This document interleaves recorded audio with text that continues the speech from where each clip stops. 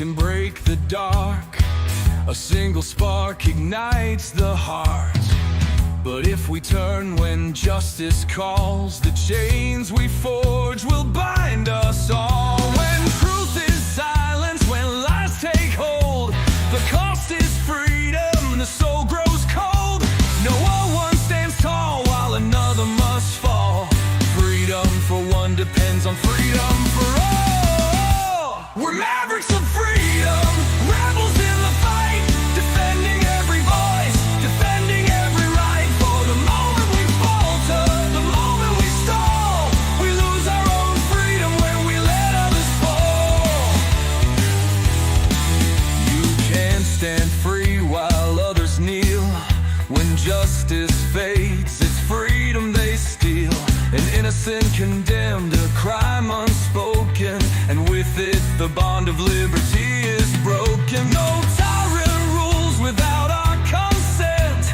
Oppression thrives where silence is spent. Stand for the weak, the silence is small, or freedom will crumble for us all. We're mavericks of freedom, guardians of the light, fighting for the truth, for what is just and right. For the rights of one are the rights of all. We rise or we fall by answering the call. Even those we may oppose deserve the rights we all uphold. For if we deny them what is fair, we build our own prison in despair. The fight's not easy, it never will be, but justice for one is the key to be free. We stand as mavericks, together we strive, defending the rights that keep freedom alive. We're mavericks of freedom, rebels in the fight, upholding every truth, protecting every right. When one is oppressed, we're all in the thrall. Freedom for one depends on freedom for all. So take a stand, let your courage rise. Defend the truth, don't compromise. For the soul of the world, the writing's on the wall. Freedom for one depends on freedom for all.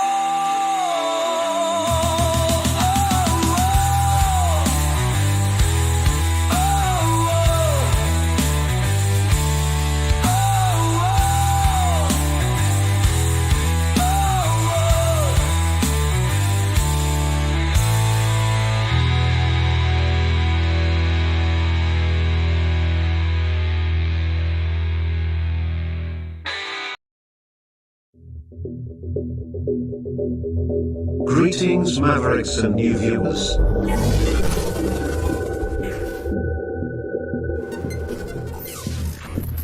Tonight, direct and live from the Maverick News Network World Studios. This is Maverick News with Rick Walker.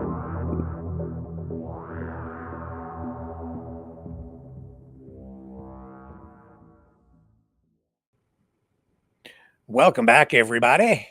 It is debate night. Debate round 2, English language debate. And let's go live now and pick it up. Here we go.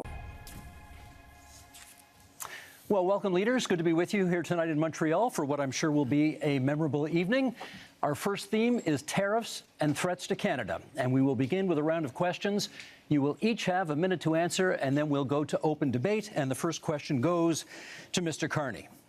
Okay, what is the starting point for negotiations, Mr. Carney, with the United States if, as you have stated, our relationship with the U.S. is over as we know it? Well, first, Steve, may I thank you and also thank fellow leaders for their service to Canada, people at home for taking the time to watch. I just want to underscore the premise to your question, because I think the relationship that we've had with the United States, relationship over the course of almost the last 4 decades, which has been one of steady and increasing integration, has fundamentally changed, because the president is looking to fundamentally restructure the trading system. So the starting point has to be one of strength. It has to show that we have control of our own economic destiny, has to have a clear plan here at home to build this economy, to diversify our trading partners with like-minded countries, and also has to have a position of strength in terms of our reaction to the U.S. unjustified tariffs. And that's why we have put in place counter tariffs that have maximum impact in the United States and minimum impact here at home. Mr. Poilievre, would you do anything differently? Well, first of all, thank you, Steve, and thank you to our fellow contestants here today. It's an honor to be here. What would I do different? Well, I'll start by what I would do the same. I think we do need to counter the American tariffs with our own to deter this economic aggression. We must make clear that we will always be sovereign and independent. What would I be doing differently? Well, we need to be in a position of strength. The Liberal government has weakened our economy with anti-energy laws, red tape, and high taxes that have driven $500 billion out of our country into the United States and made us incapable of shipping our resources overseas. That weakness threatens our ability to stand up for ourselves. So what would I do? I would cut taxes, red tape, and approve our resource projects so that we can get our goods to market and bring home the jobs so we stand up to President Trump from a position of strength. Mr. Singh, you get the next question. Can we trust the United States to work with us on matters such as Arctic sovereignty and defense policy? I think we've seen, first of all, good evening, everyone, and thank you for tuning in, and thanks for the question, Steve. We've seen what, for a lot of people, feels like a betrayal when we look at the United States. I grew up in a border town. I grew up in Windsor.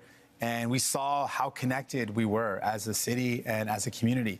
People lived on one side of the border, worked on the other. People traveled back and forth all the time. We're in the automotive capital of Canada, and we knew how important it was to be able to build cars in Canada. But we saw that those cars went back and forth across the border. Seeing what Donald Trump did to attack Canada in this unprovoked way without any justification really felt like a betrayal. And so Canadians now are right to say, well, we don't really trust Donald Trump at this point, and we can't really have a lot of faith in him. So when it comes to our Arctic sovereignty and our security, we need to make decisions that are in our best interest and no longer be so dependent and so reliant on the U.S. And that's what I would advocate for, making sure we are resilient, independent, and less dependent on the United States. Monsieur Blanchet, for you, what supports would you want to see for industries affected by tariffs, many, of course, of which are in Quebec? Many of them. First, be all welcome in Quebec and Montreal. You have me because I try not to speak English in Montreal. However, I think we should never underestimate the threat that Mr. Trump poses on Quebec economy and Canada economy and Mexico economy.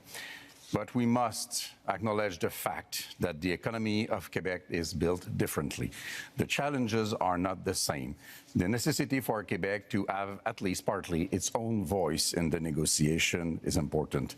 The difference between Quebec and Canada is very important in terms of economy, but also in terms of identity and language and values and who we are and the way we want to handle immigration.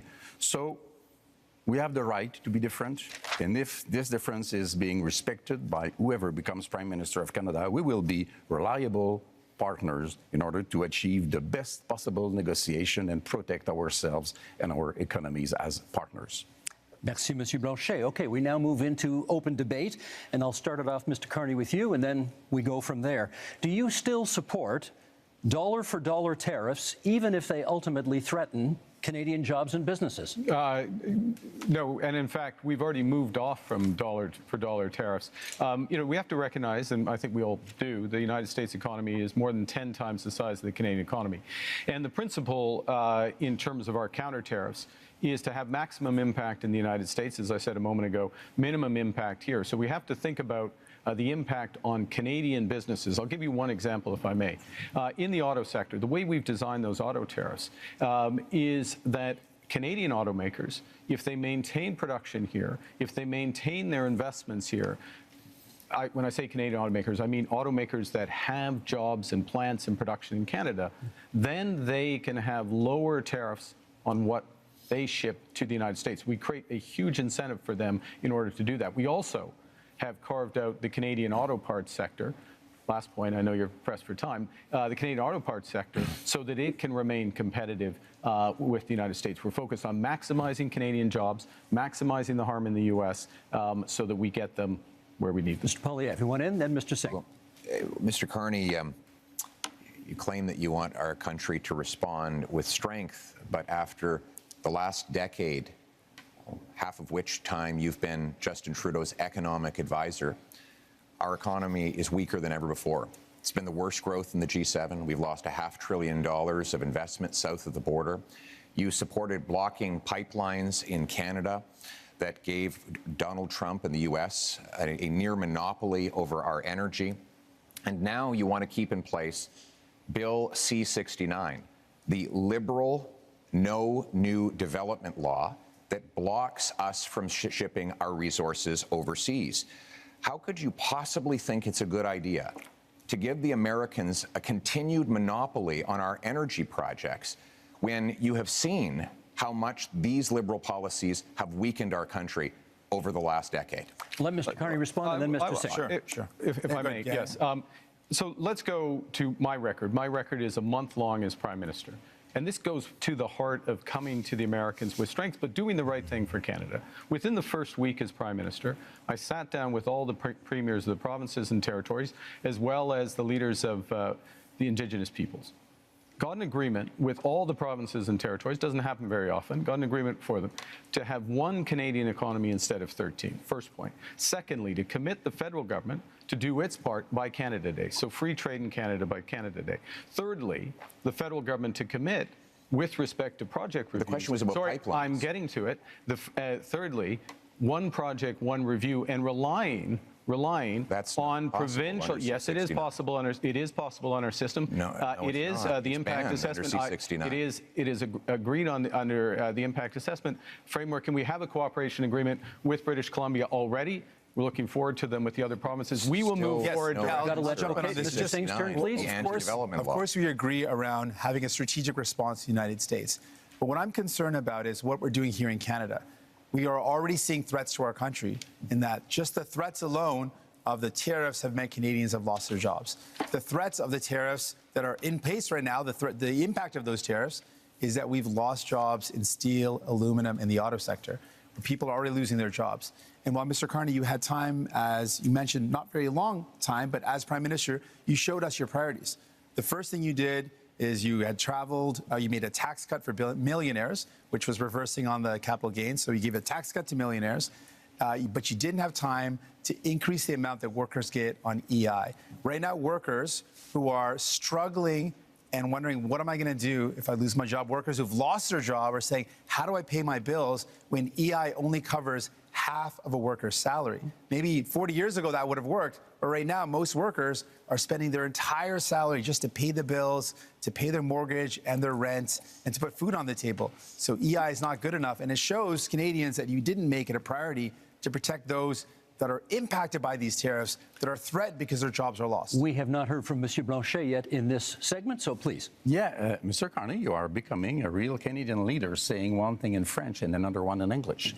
You said in British Columbia in February that you would force oil and gas through pipelines through Quebec, either we wanted it or not. You would use emergency powers in order to do so. And 2 days later in Montreal, you said that you would never do that without the approval of Quebec. What's the point of using emergency powers if you do have the agreement of Quebec? However, I do agree with you. It's important to be very strong in front of Mr. Trump. However, I would keep the dollar for dollar policy.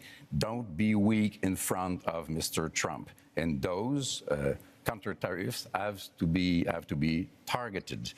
You have put out already $2 billion for Ontario auto industry, car industry, and the lumberwood industry in Quebec has already paid to United States $2 billion, and you have not raised one finger in order to help us. Let's get from Mr. Poilievre and then a response from Mr. Carney. Well, Mr. Carney refused to answer the question about pipelines. Just the other day, he said that he doesn't necessarily think we need to build pipelines. Let me tell you what that means. Right now, the Americans get 97% of our oil, 100% of our natural gas exports at big discounts. We have to send Canadian oil from Western Canada through the States just to get it back to Quebec because we don't have a pipeline. And now there's this law Liberal Law C-69, which effectively bans pipelines. The 14 biggest energy and resource companies say it has to go if we're ever going to build another project. And I asked Mr. Carney why he would keep in place this anti-pipeline law that effectively empowers Donald Trump to have a total monopoly on our single biggest export. Why would you not repeal this Liberal law? Isn't it because you are exactly the same in the same line as Justin Trudeau and the rest of the Liberal team that is now making up your cabinet? Let's get a response. Well, let me pick up a couple of points that have been made. The first thing I did as Prime Minister was to cut the carbon tax. That's the first thing. Second thing is made a commitment that all proceeds from our tariffs will go to workers and those companies most affected. There were several points Means raised. nothing so far. If I may, Mr. Steve, if I may address, I'm trying to do it quickly because several points raised. All proceeds go to workers and the firms most effective, and those proceeds are considerable. Third thing, I'm interested in solutions. I'm interested in getting energy infrastructure built. That means pipelines, that means carbon capture, storage, that means electricity grids. And here's how you do it. And we've already moved in the first month. Cooperation agreements with the provinces. Guess what? We are a federation. You need to cooperate with Quebec. You need to cooperate with the provinces. You need to get First Nations and Indigenous people buy-in. You can do that through the one project, one review window that we put in place at that first ministers' meeting, as well as, if necessary, using emergency powers to fulfill the federal responsibility, but not the unique. Mr. Poilievre, you want to come back on that? What you're saying, Mr. Carney, with respect, is a total contradiction. The No New Development Law, C-69, guarantees there will not be one-stop shop because it requires the Government of Canada to actually duplicate So what Mr. Poilievre is saying is that have no rules, project. have no regulation, have one have no stop controls over any energy development. We just got to let him finish his sentence. Pollute. Let's just let him finish his sentence. Well, that is not true. In fact, Mr. Singh, the reality is we should have strong rules enforced once. We shouldn't have multiple levels of referral that it takes now 17 years to get a major project approved in this country. That is why in the last 10 years we've had the worst economic growth in the entire G7. We cannot afford a fourth Liberal term. We need a change, and the Conservative plan for a change will include repealing the anti-pipeline law so we can get our energy to markets other than the United States. Mr. Singh, then Mr. Carney. While these two compete about who's more pro-pipeline, I think what we need to do is, I mean, it's clear. The Liberals bought a pipeline. They built a pipeline. I don't know what Pierre is complaining about. That's what they did. I think what we need to do, if we're talking about energy in our country, we need to build an east-west grid. Let's use our power as a nation to build a national project that creates good jobs, that strengthens us for the future, where we connect the low-cost energy from jurisdictions and provinces across this beautiful land and have low-cost energy for businesses, for people, so we can build a stronger economy. That's the energy of the future that we need. Mr. Carney. 3 quick points. First, the pipeline built, yes, TMX built. That's why oil exports up 50% over the course of the last few years. Secondly, I don't think Mr. Singh is absolutely right about the east-west grid. Grid interconnections, which is part of the energy corridor, huge opportunities for this country. We have to be able to do more than one thing. Third point, fundamental point.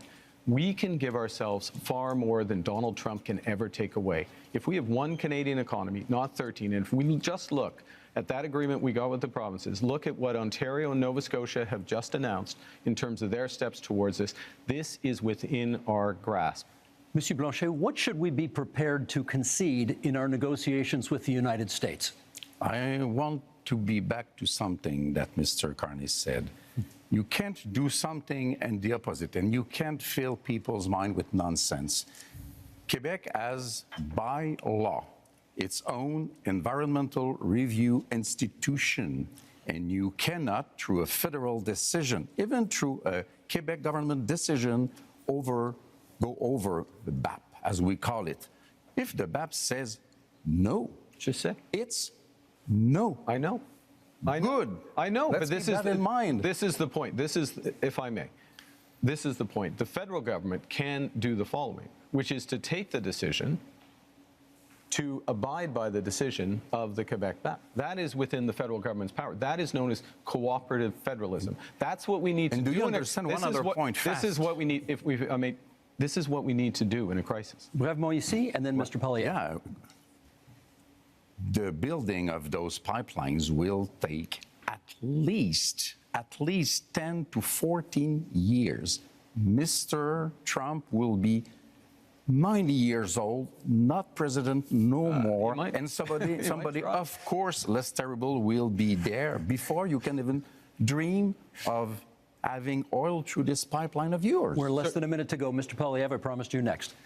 Listen, after the last 10 years of Liberals blocking pipelines and killing jobs. Sounds wild when you say that. We actually need to get things done. sense. We need a change, and our Conservative plan for change will repeal the No New Pipelines law. It will create a true one-stop shop, set up shovel-ready zones with pre-permitting so that we can approve LNG liquefaction export plants, mines, pipelines, nuclear plants, and also hydroelectric dams so that we can generate the power we need to be strong, self-reliant, and stand on our own 2 feet for a change. Last quick word to Mr. Carney. Okay, quick word. Bringing it back to what we were talking about, which is tariffs, the threats to Canada, how to negotiate. We need these options. We need these options to build domestically, to build one Canadian economy. We need to act. We need to diversify our trade partners. And that is will our give us time in this strength to the segment. US. That is our time. Okay, you know my job tonight. I got to be the heavy guy here every now and then, making sure everybody comes to time. And I'm keeping an eye as well on making sure that everybody gets rough justice over here. That concludes our first section and our first debate. Up next, affordability and the cost of living. Our goal is to double the pace of housing construction. It will lower your bills, build homes you can actually afford. Il faudra parler des entreprises du Québec, des travailleurs du Québec, des aînés du Québec. A big, powerful bring-it-home tax cut on work, investment, energy, and home building. Okay, leaders, same idea, one-on-one questions followed by open debate format. And Mr. Poilievre, you get the first question this time. Many provinces, including some provinces with Conservative governments, have ambitious housing targets, none of which have been met. Why do you think your housing plan will be any different? Let me start by talking to the young people of the nation and those who are aspiring to home ownership. You know, it was only 10 years ago you could buy an average house for $450,000. But in the last lost Liberal decade, housing costs have doubled, rising faster than in any country in the G7. And so now our youth cannot afford a home, and our seniors are worried about being evicted. We can't afford a fourth Liberal term of rising housing costs. We need a change. And our Conservative plan for change will, 1, axe the federal sales tax on new homes.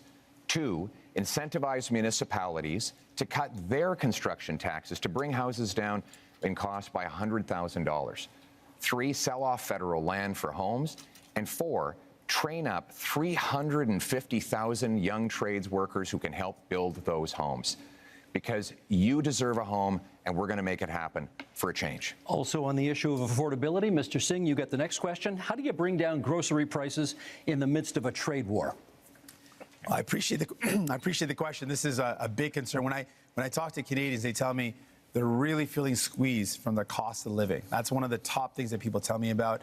People are saying, I can't afford to buy groceries. Every time I go to the grocery store, it's just ongoing worry. This is Donald Trump's new favorite word, feeling of groceries. anxiety that can I actually afford the things that my family needs? On top of that, people are worried about the cost of homes. I think those are the two biggest things I hear. So we can do things about this. Other countries have taken concrete steps. We can put in a price cap on food essentials. France has done it. Greece has done it to great success. It's brought down the cost of food significantly in both those jurisdictions. We can also ban corporate landlords from buying up the affordable homes to keep homes that are affordable. We can make things better for Canadians, but it requires having the courage to take on the powerful corporations that are ripping you off, that are price gouging you. And we know that price gouging is one of the major reasons why food prices are going up. You're never going to hear Pierre Poilievre or Mr. Carney talk about the fact that these are the corporations ripping you off. Thank you, Mr. Singh. That's time. Mr. Blanchet, I want to ask you about old age security, which will soon cost this country $100 billion annually. We understand you would like to expand it.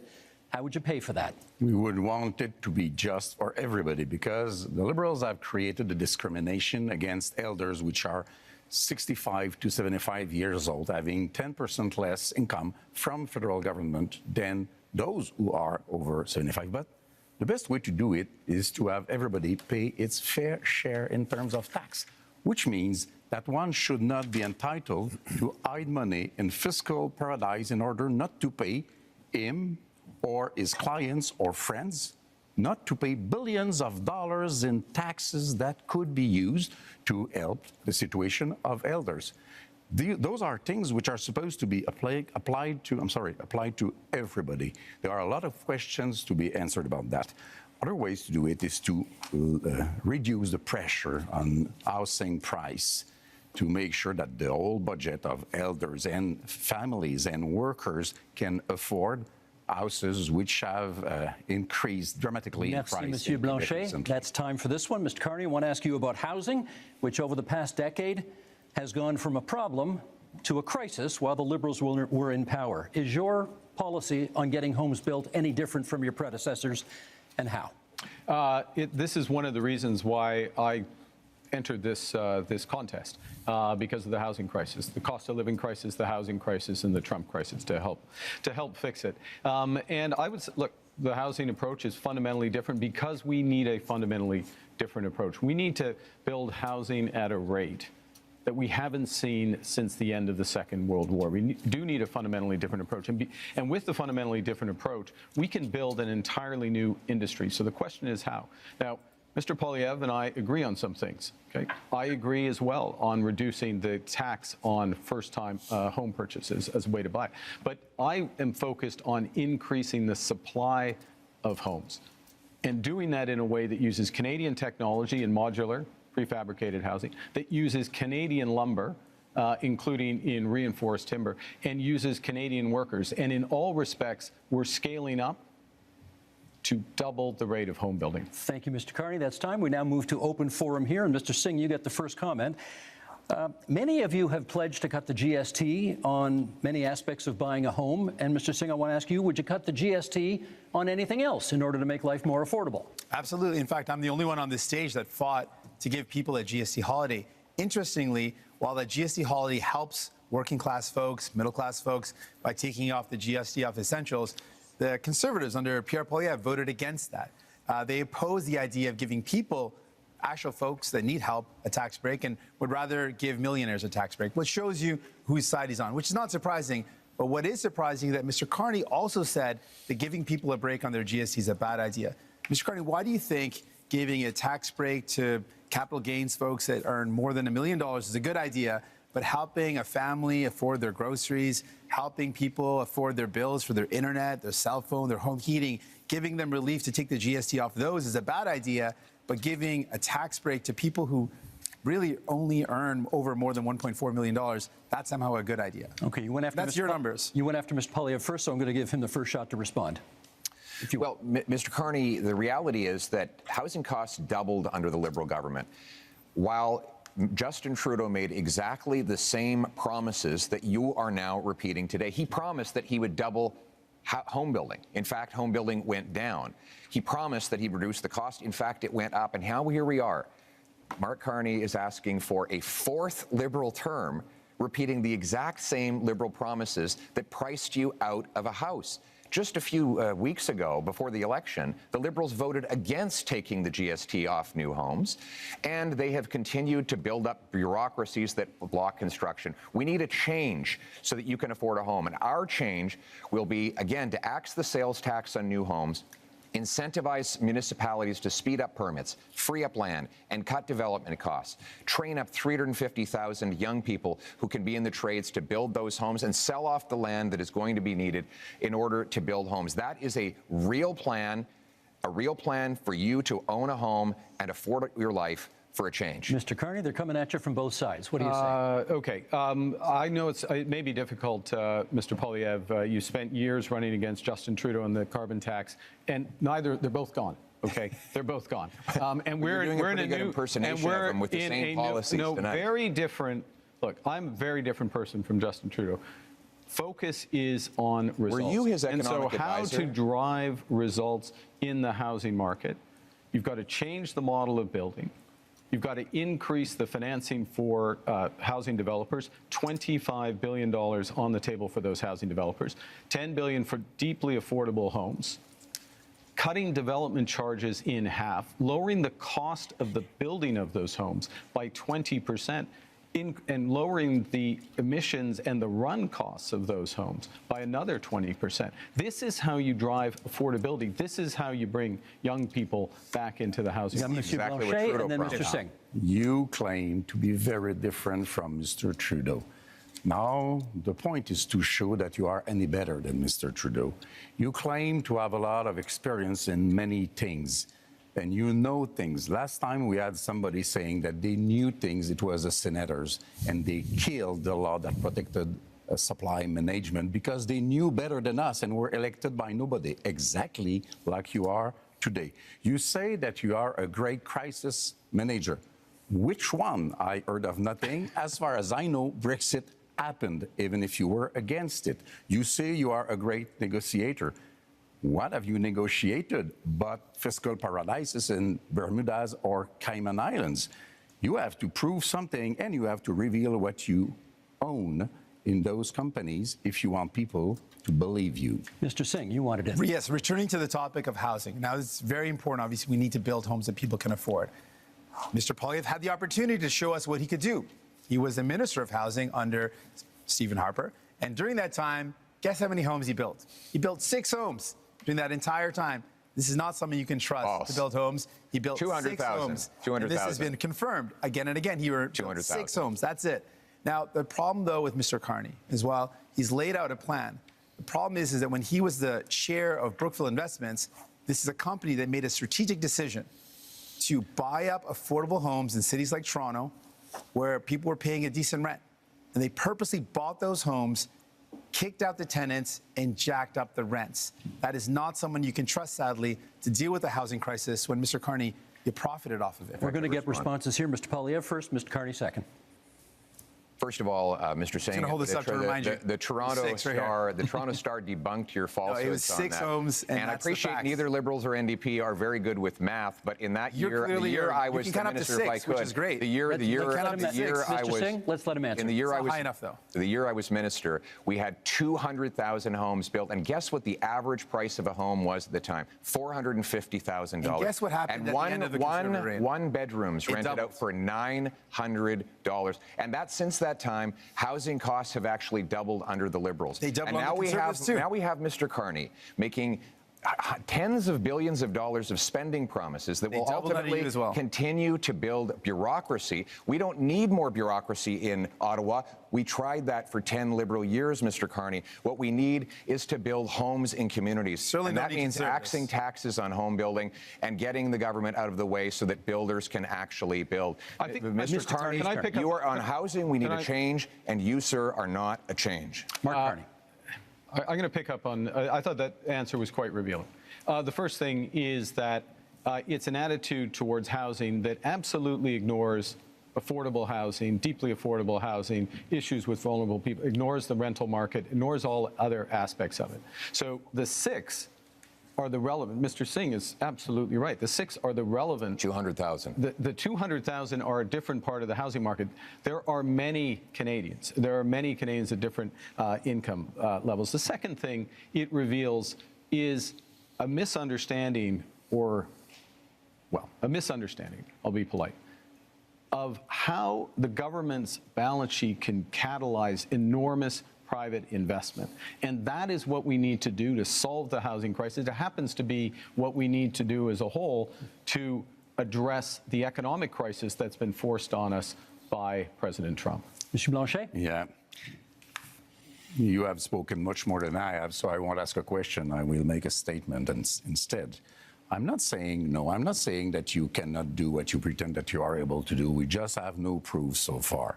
I'm saying quite clearly that you cannot be entitled to do it alone. You cannot be entitled to hold all the power in your 2 hands. You cannot go out there and fix things for Canada and Quebec without being seriously checked by serious people. You cannot go out there and speak for Quebec without Quebec having its own strong voice to protect itself and to promote its different economy. So if you want to collaborate, let's say right now that whatever happens, even if minority government happens, you will be a partner with the different Quebec economy and identity, which you have been not interested in for the economic part and not respectful for the identity part. Let me get Mr. Singh in at this point. Can you tell us what's the first thing you would do to make life more affordable for Canadians? Yeah, there's a lot of things that we can do, and I've laid out some of those things. I think fundamentally, I'm the only person on stage that not only fought for real relief for people in terms of affordability, I'm the only one that fought for pharmacare that actually makes life more affordable by giving people medication coverage. Dental care that gives people more affordability by letting them access their services if you're a senior and a kid. I fought for childcare to make sure people could afford childcare. All measures that Mr. Poilievre voted against, all measures that Mr. Blanchet voted against. So if you want someone that's going to fight for you in Ottawa to actually make life more affordable, you can't entrust all the power to Mr. Carney. He doesn't have a track record of making life more affordable for people, but we do. So vote for a New Democrat, and we'll continue this work to make life more affordable for you, while the Conservatives and the Bloc have voted against those measures to make life affordable, because that's not who they care about. New Democrats are in it for you. Pierre Poilievre. The number one expense for families today is taxes, more than they spend on food, clothing, and shelter combined. This after 10 years of Liberal tax increases. We can't afford a fourth term of high Liberal taxes. That's why Conservatives have a plan for change. And that plan includes voted against every measure to help people out. Cutting income taxes by 15% for the average worker and seniors, saving a working couple up to $2,000, rewarding hard work again. Because hard work is actually being punished. Is actually being punished because of the very high taxes. Now, the Liberals promised 10 years ago they would lower them. They actually raised taxes on 9 out of 10 Canadians. We need a change in this country because your hard work should once again pay off with a powerful paycheck that buys you an affordable affordable home, so you want to save on people a safe $2,000, street, and that's what we will deliver. You want to save people $2,000, but cut their dental care, which is thousands of dollars. False. Cut their child care, which is thousands of dollars. Cut pharmacare coverage, which is thousands of dollars. False. That's not a very good math deal right there. You're going to save people $2,000, but cost them tens of thousands of dollars. That's why you cannot afford Conservatives, and you certainly can't trust the Liberals on their own. Turn. You need New Democrats. Mark Carney. I'm going to reinforce that point, and then I'll respond to Mr. Blanchet. Child care in this country, $3,000 to $10,000 a year for a family, depending on where you live. Province, jurisdiction. Depending on where you live, that's what's being saved there. $800 per trip to the dentist.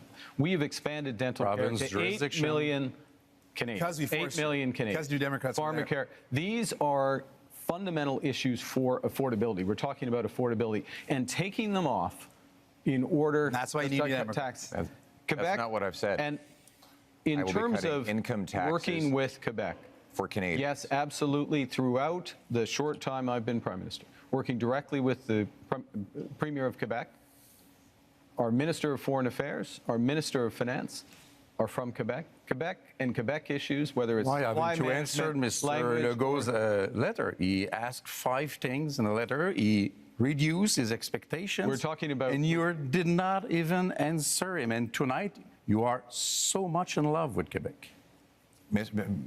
Steve, the question that Canadians have to ask.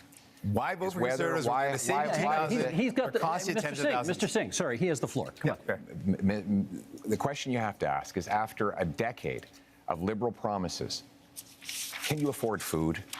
Is your housing more affordable than it used to be? What is your cost of living like compared to what it was a decade ago?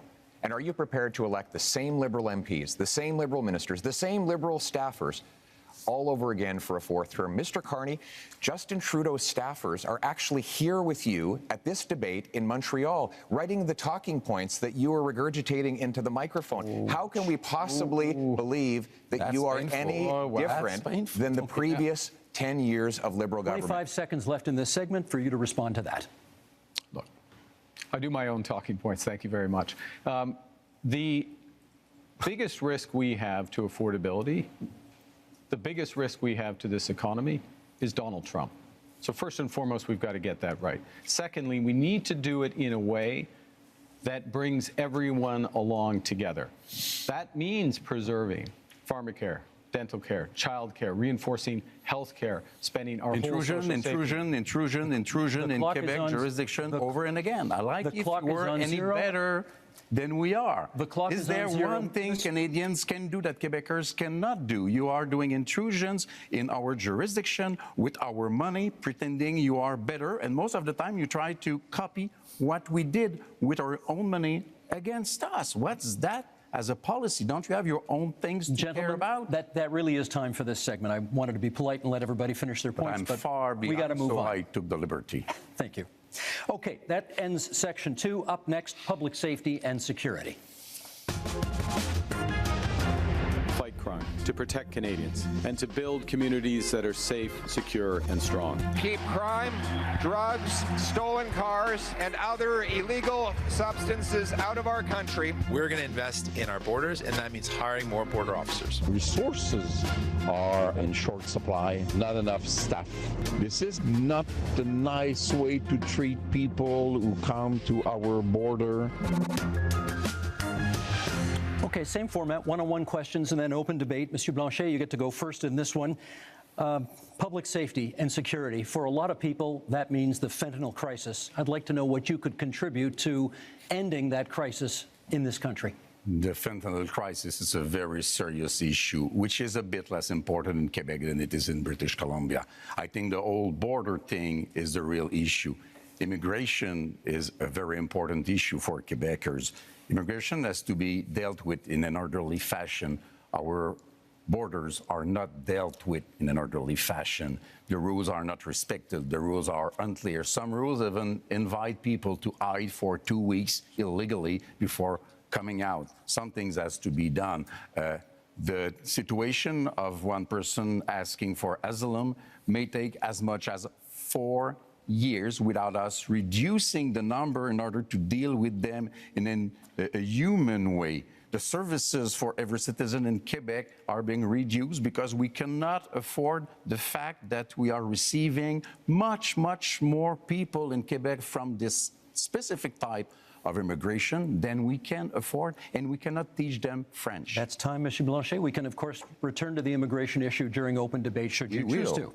Mr. Carney, question for you. The Liberal gun buyback policy, not considered a success by many people. Reviving it is in your platform. Yeah. Why would it work this time? Yeah, I think, well, what we've seen with that policy is some success at the commercial level, but not at the individual level, because it hasn't been, in my opinion, it hasn't been organized properly, and it needs to be organized properly. And I've instructed the Minister of National Security and Public Safety in order to do that. So part of this is a different focus of government, a focus on results, a focus on clear milestones in the short term. Let me make a broader point, though, on gun, which is that we have a problem with guns coming over borders, which is why we've tightened our borders. We have an issue, though, with a gun industry that is continually coming up with new forms of assault rifles, mass killing machines. We banned over 2,000 of these. Every single time there has been a vote in the House of Commons on gun control, Mr. Poilievre has voted against it. You can't be tough on crime unless you're tough on guns. Mr. Poilievre, you can come back on that in the open debate if you want to, but my question for you in this segment is, Indigenous people are statistically overrepresented in our correction system. Are you concerned that your tough on crime platform will make that worse? I'm concerned that Indigenous people are disproportionately the victims of crime. I give you the example of a wonderful group of Indigenous people who came under attack in Saskatchewan, and many of them were murdered. Killer was out of jail after 60 prior convictions. This is the result of 10 years of liberal laws that allow the same offenders to be released dozens and dozens of times, even when it's known they are a danger. We can't risk a fourth liberal term of soft on crime policies. We need a change. And the Conservative plan for change will bring in a 3 strikes you're outlaw, 3 convictions for serious crimes, you go to jail for at least 10 years, maybe for life, no chance of parole or bail. We will bring in life sentences for traffickers of fentanyl, human beings, and guns, and we will secure our borders to keep the illegal guns out. Thank you, Mr. Poilievre. That's time. Mr. Singh, your question is about the RCMP, because you've got RCMP reform in your platform. What, in your view, is the problem with the RCMP? Well, some of the basis for this is the concern that's been raised in more rural communities and northern communities that there have been some serious concerns about violence or inappropriate use of force when it comes to the execution of their duties. We want to make sure that we've got a top-tier police force that provides security and safety to those communities in a way that's sensitive and understanding of the communities they're serving. I also think what's very important is for Indigenous communities, Indigenous policing. This is an area of deep concern. I think everyone in our country should be safe. You should be able to be safe at home, safe when you go to work, safe if you take public transit, safe for your kids to be able to play in the local playground. And that's something I'm committed to. And the other area that I'm focused on when it comes to public safety is making sure we prevent crime before it happens, and that's why we want to see increased investments in our border security. We saw under the Conservatives, they cut 1,100 border officers in one day. So that prevented our ability to keep our borders safe. That stops those materials from coming into the country. That's time. Not sure it was about the RCMP, but maybe we can get back to that during the open debate segment, which we go to right now. And Mr. Poilievre, you get the first word on this one, and it sort of dovetails on the last answer you gave, which is, you have pledged to be the first prime minister in this country to use the notwithstanding clause, setting aside charter rights of, as you call them, multiple murderers. Why do you think that's necessary?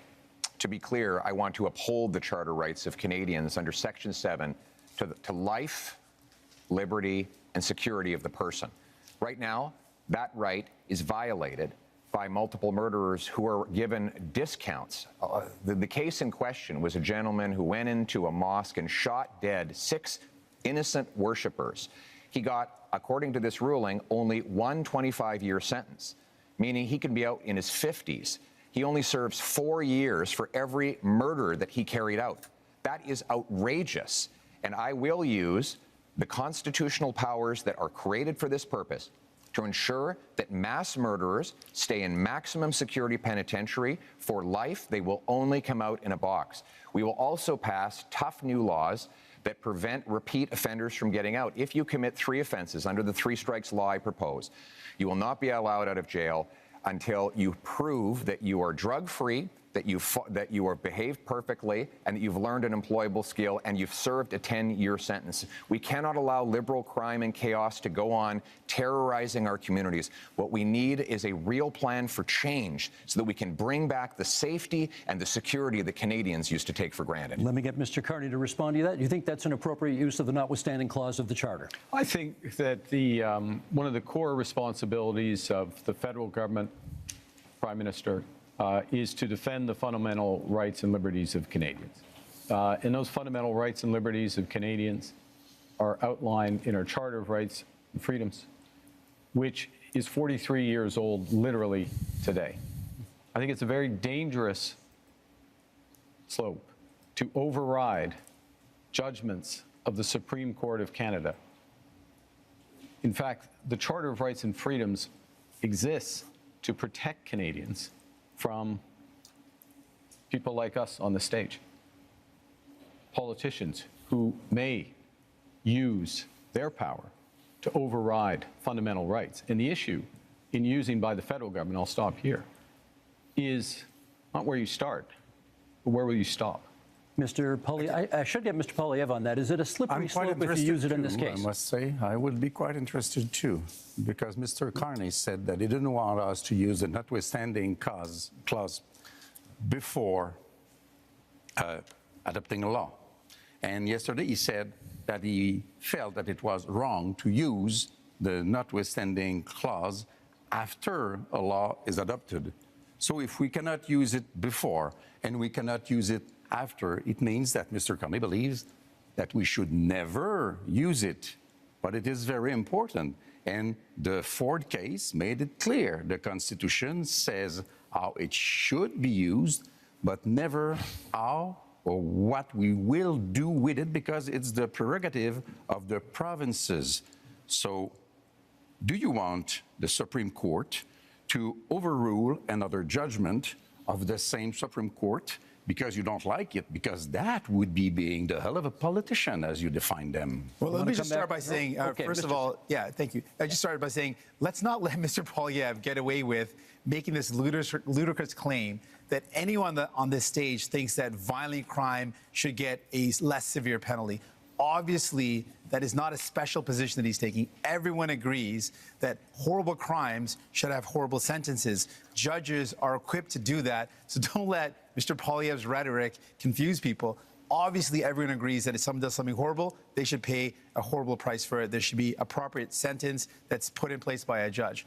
But what I'm concerned about is all of what Mr. Poilievre is talking about is after the fact. Now, there's heinous things that happen, and there needs to be severe penalties put in place. But we also need to keep communities safe. And that's what my focus is. Well, how do we stop crime before it happens? Much of the violent crime that's committed is committed by illegal handguns and firearms that come across the border. Now, Mr. Poilievre has admitted that as well, that it is illegal handguns and illegal weapons that are used in violent crime.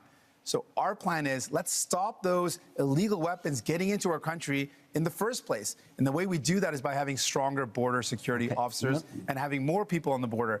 Mr. Pierre Poilievre, when he was in power in the Conservatives, they cut the number of border officers. They reduced the number, weakening our borders. Keeping an eye on time can't here. trust them Let's to get do back these to type of Mr. things. Poilievre on the issue of whether, in using the notwithstanding clause under these circumstances, would be a kind of a slippery slope and encourage politicians to use it more. No, we will use it to protect the charter rights of law-abiding Canadians. I'm interested in the rights of victims. Mr. Carney seems to be very interested in the rights of criminals. He says that it's dangerous for me to ensure that mass murderers stay behind bars for life. You know what's dangerous? Turning them loose on our streets. I don't think you appreciate, sir, the chaos that is unfolding in communities. In Toronto right now, the police have been forced to tell people to just let the thief steal the car. When they break into the house, just take the keys. Just let them take the keys so that you don't get hurt. People are living in terror in many of our communities precisely because of the catch and release bail law, C-75, which requires judges release the accused at the earliest opportunity under the least onerous conditions. Every single member of your Liberal caucus and your Liberal cabinet voted in favor of this bill, and they are all determined to keep it in place despite constant promises to the contrary. Mr. Carney, Canadians deserve to live in peace and security. That is the right that I'm fighting for a change. I'm fighting for that as well, and let me be specific about two things that have been raised. The first is with respect to these issues of car theft, home invasion, and I'll use the GTA area where there has been a sharp increase. How do you attack that?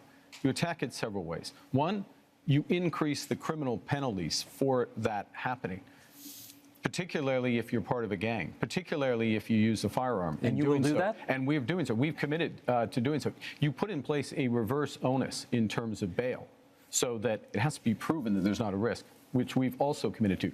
And then you go to what Mr. Singh was talking about, which is we have to reinforce our frontiers. That's why we're committing to an extra 1,000 Canada Border Service agents, an extra 1,000 RCMPs. That's why, as part of the broader fentanyl initiative, where we've added to the RCMP there, we've added drones, we're adding helicopters, we're adding surveillance, and we're going to the other end of the chain with respect to car theft, which is tightening security at the ports. This is what we need. In order to get results, you need to focus at both ends of the chains in federal. Jagmeet Singh. Thank you very much. I want to talk about one of the issues that has come up is the idea of the public safety concerns around the overdose crisis and how this is devastating our communities. We're seeing so many lives being lost. In that, we know that one of the ways to address that is by investing in some of the solutions like mental health services and rehabilitation services. Services keep our communities safe, having access to those good services. Both Mr. Carney and Mr. Poilievre are proposing cutting government spending and cutting those services. That's not going to make our communities safer. We need to see better investments in rehabilitation services, more investments in mental health. We need to respond to this serious crisis in our country with care and compassion. I've met with Moms Stop the Harm, an organization of moms that have lost their children to this opioid overdose crisis. They've literally had their children have died because of this. And they're saying we need to do everything possible to save lives, to stop this death from happening. And I think we need to listen to those moms, and that's my commitment. Ms. Blanchet. Two things as rapidly as possible. First, we believe that we should act on crime gangs and organizations, defining them as we do for terrorist organization. We have to protect our kids from the violence of those gangs, from the drugs being sold by those gangs, from the guns and whatever else being stolen, sale being by those gangs. Sold? And not stolen, being, you purchase a thing and selling, sold, Okay. yeah, sold by those gangs. And we mostly have to protect our kids from being recruited by those gangs, becoming violent at 13 and 14 and 16 years old, because this is the real fear of parents like I am. This is a very dangerous situation. I want to come back to immigration because we said that we would come back to immigration. Do you remember the Century Initiative, a sad memory? Officially, they said that they had not considered Quebec difference. They had not considered Quebec language. They wanted Canada to be a 100 million people country by the end of the century. Mr. Barton told me himself that he had not even thought about the Quebec difference in that analysis. And one of his closest collaborators is now a close consider to Mr. Carney, which seems to be part also of that kind of project or ideology. So it is impossible for Canada to have all those people come into Canada. It is impossible for Quebec to receive all those people. And in Quebec, we have the language and values and secularity of the state issue, which is very important. So I say, pause.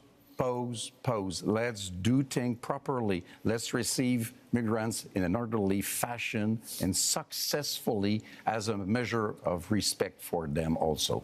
Mr. Poilievre, you wanted a word. I speak to families all the time who are terrified by the scourge of drugs and illegal guns. And we know those guns are not Grandpa Joe's hunting rifle. So when the Liberals try to ban hunting rifles, they're really going after the wrong people. 90% of guns that come in that are used in crime are smuggled illegally over the porous, Liberal-run borders. The border, and that's why cut the police. border officers. It's not true, and that's why the police. Cut the border officers. The police in the actually, facts. if I could, the police actually endorsed me. Again, the police in Barrie, in Peel, in Sault Ste. Marie have all endorsed me because they know that I will go after the gun smugglers and criminals with 2,000 extra frontline border guards that will stop the guns from coming in. Now you want to hire but unlike the Liberals and NDP, I will not ban hunting rifles. The Liberals want to protect. I want to protect Canadians from criminals. The Liberals want to protect turkeys from hunters. I think we know which one makes the most Mr. Carney, sense. quick intervention, Mr. Carney, then I got a question for each of you before this segment's out. Okay. We absolutely fully support hunting and rights of hunters and Indigenous Canadians. But I want to raise an issue, which is a serious issue, talking about safety. There are people, we're in Montreal, in Toronto, across this country, who fear going to their synagogue, fear going to their community center, fear taking their children, leaving their children in school. And this has to stop. This is it's totally unacceptable. So what we're proposing is to make it a criminal offense to threaten or to impede anyone from being near or going to their place of worship, their school, their community center. This, it pains me that when we have to do it, because this is not what we should be doing as Canadians, of course, but we will put that in place. Let me get and this is a fundamental issue with respect Let me to get 10 seconds from each of you before this segment's out on what you perceive to be the biggest security threat to Canada right now. 10 seconds each. Mr. Poilievre. The physical security threat to our country is the rampant crime wave that is running out of control. After the last decade, we had a 116% increase in gun crime. We need to lock up the criminals. I got to hold you to 10 seconds. Mr. Carney? Well, we're in a security section. I think we didn't have a chance to talk about anything internationally. I think the biggest security threat to Canada is China. China, you say? Yeah. Mr. Singh? Biggest security threat, illegal guns and drugs coming across the border, and cuts to services that would make our public safety and security even worse. Last word to Monsieur Blanchet. The fact that neither Quebec or Canada is able to protect itself and that we are still dependent and entirely dependent on Americans to protect us. Okay, that is the end of that section. Gentlemen, up next, energy and climate. improving pipelines, getting things built, unleashing production. We are unlocking major infrastructure projects, including in conventional energy, oil and gas. We're speaking thousands of dollars a year for each family to pay for the damages of climate change. We can absolutely build important projects like an east-west energy grid. Energy and climate change. I know how much all of you love talking about pipelines, so here we go. Mr. Singh, to you first. Should Canada build new pipelines to get our oil and gas to market? Well, it's not an approach I favor with public money. There's not any projects that are on the table, so it's not a specific project to look at. I favor, when it comes to the environment, building an east-west energy grid that connects low-cost energy and allows for families to reduce their electricity costs. But let's put this all in context. We're talking about what our energy solutions are in the context of a climate crisis. And we're not just talking about a climate crisis in the far future. We're living it right now. I remember I met a mom a couple of years ago before I had kids who told me she was worried about taking her kids out on some days because of the forest fires in BC. It meant that it was unsafe for kids to go outdoors. Fast forward to when I became a parent just a couple of years after that, and I literally worry about the same thing. The forest fires we saw a couple of years ago meant that many places that didn't see this before saw days where there was such smoke in the air that it was dangerous for kids. We've seen extreme weather, forest fires, heat domes, floods impacting us. We've got to do everything we can to Thank you, protect our Mr. future. Singh. That's time. Mr. Poilievre, where does fighting climate change land on your list of priorities when it comes to expanding energy opportunities in this country? It lands within our priorities of bringing home jobs while bringing down emissions around the world.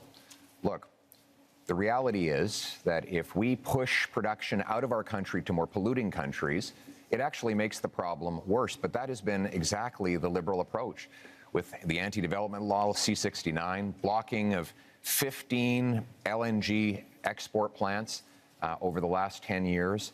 We have seen more of those jobs go abroad. I want to bring them home.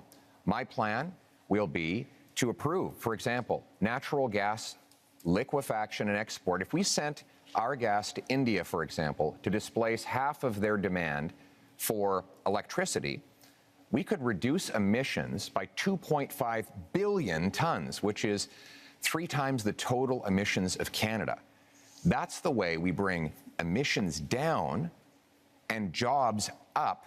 It's common sense. And now it's time to bring it home. Thank you, Mr. Poilievre. The next question is for Mr. Carney. How would your government fast-track pipelines and mining projects while also following the Supreme Court decision that requires consent of Indigenous communities? Well, I think the first thing, and this goes back a bit to where we started, which is recognizing that we are in a crisis. We need to act with maximum force and having a process and a consultation, but a consultation with a purpose, which is to identify those projects, those investments of national interest that are really going to move the dial in terms of growth, jobs, energy security, while being consistent with long-term competitiveness, which necessarily means lower carbon. And so part of that process is ensuring that First Nations, Indigenous peoples, are there from the start. It also includes their ability to participate fully in those projects, and that's why, and I know you, I can tell, like, you've got to tell on when I've gone on too long, so I'll finish up, which is, that's why we're doubling, our proposal is to double the Indigenous Loan Guarantee Program to $10 billion. What does that actually mean? It means an ability for them to invest equity in those projects Carney, and be full partners. Thank you. My tell is my clock, and my clock is at 0, so that's how it goes. Monsieur Blanchet, do you still oppose pipeline construction in Quebec, even though a majority of Quebecers now apparently say they support it? We will know about that when we have held the debate about that, which has not begun yet. We are just beginning it.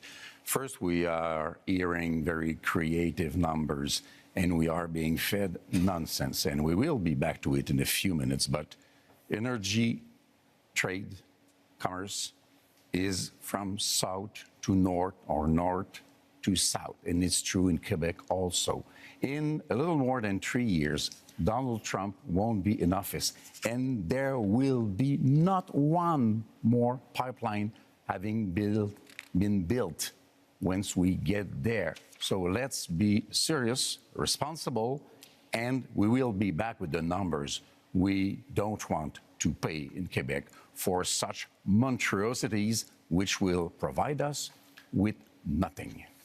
We now move to open debate, and you all will get a chance or have had a chance to get the first shot at this. Monsieur Blanchet, it is your turn to get the first shot.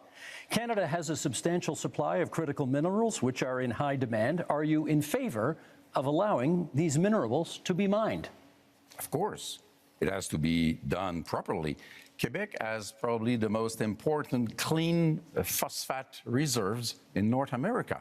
In Saguenay-Lac-Saint-Jean, it is very important. It has to be exploited. This is the best way to use Paul Saguenay as an infrastructure that we need. We have lithium. Everybody needs lithium. Transportation has to be taken from oil to clean energy. This is what we want to be working on. It is part of the specifics of Quebec economy. So we are in favor of that.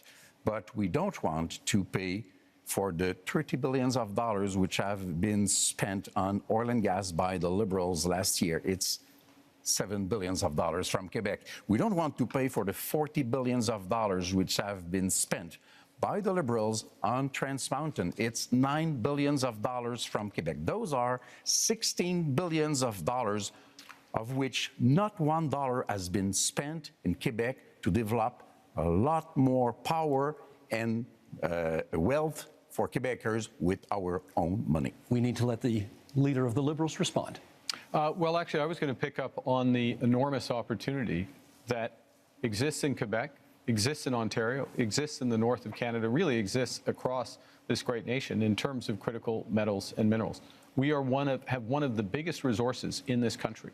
And this is, it's not just an enormous economic opportunity, it is a strategic opportunity for Canada. So we have to make a decision, not just to develop it, but how do we develop it and who are our partners for it?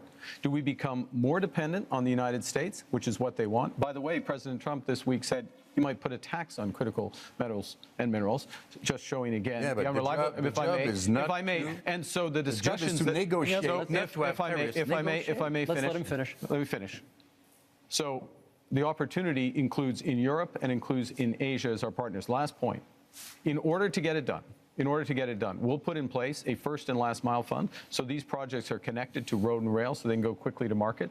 And we will have all of the other fast tracking measures in place that I talked about earlier in terms of capital, timing, approvals, so that we can move quickly, we can be stronger at home, better. Always with the Mr. Singh, approval of I Mr. think Singh has the floor. we should absolutely take advantage of the fact that we've got incredible amounts of critical minerals in our country.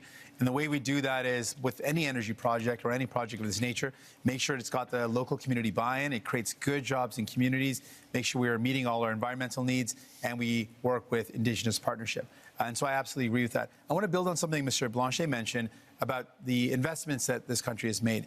What I found very troubling is that the past number of years, the Liberal government record is one where we have spent the most subsidies compared to any other country in the G7 on subsidizing oil and gas. These are highly profitable companies. You voted I think that's for the it. wrong thing to do. We fought against it again and again. No, you voted and then for the it. Liberals have continued to do it. And so my question really to Mr. Carney is, will you commit to ending oil and gas subsidies? Yeah. We should be using that to invest in people, not giving it to highly profitable oil and gas companies. Yeah, we talk. I promised Mr. Poilievre the next, we'll come back and get that question answered. Mr. Poilievre.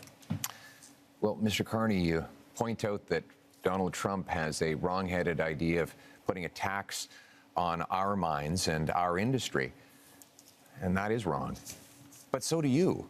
You want to apply a massive industrial carbon tax on Canadian mines, Canadian steel mills, Canadian aluminum plants, You want to let them just pollute as Canadian much as they oil want? and gas. And your idea is to double the tax that Trump is applying by hitting them a second time. This will do nothing for the environment. It will actually ship our jobs south of the border, Mr. Poilievre's just plan is let them like pollute as much as they President want. Trump Not a good plan. wants. My plan is to bring that production home here to Canada. For example, I will give a tax credit to low-emitting Canadian industry like Quebec's aluminum, for example, or British Columbia's natural gas, so that we not only bring home the production, but we do it below global average levels of emissions, so that we actually help the environment while bringing wants to home let the big jobs for polluters our pollute people We have to let him at the finish. same time. That is a sensible, pragmatic approach that puts us in charge of our economic destiny so we can stand up to the Americans from a position of strength for a change. He Mr. wants to let Carney, them we've pollute got. as Hang much on a as they sec. want. I want to give you a chance to speak to Mr. Singh's criticism about oil and gas subsidies and Mr. Poilievre's criticism about the industrial carbon tax. Okay, I'm going to make 3 points. I'll make 4 if you want me to respond to that, but I want to make 3. The first is that I answered this question last night, but I think the puck had already dropped in the Canadians game, so not everyone heard it. Yes, end to oil and gas subsidies. That's why you need New Democrats. Secondly, I would have done it independently. Secondly, recognizing that the biggest component of that was the cost of building Keystone. Keystone, which is the pipeline which has helped to increase oil and gas oil exports rather by 50% in this country. That is an asset of the people of Canada. We own it. And the question of what to do it. So it's not a subsidy that has disappeared, it's actually an asset of Canada. Let me make a third point, though, in terms of where the oil and gas industry, and particularly the oil industry, wants to and needs to go, which is to become low carbon in the production and transportation of oil. One of the big projects we need to move forward with is carbon capture and storage, the Pathways project, so that we have oil and gas that is competitive, not just today, 10 years from now and 20 years from now, as the world uses less. We want to have more market share. We need to do Mr. Carney, that.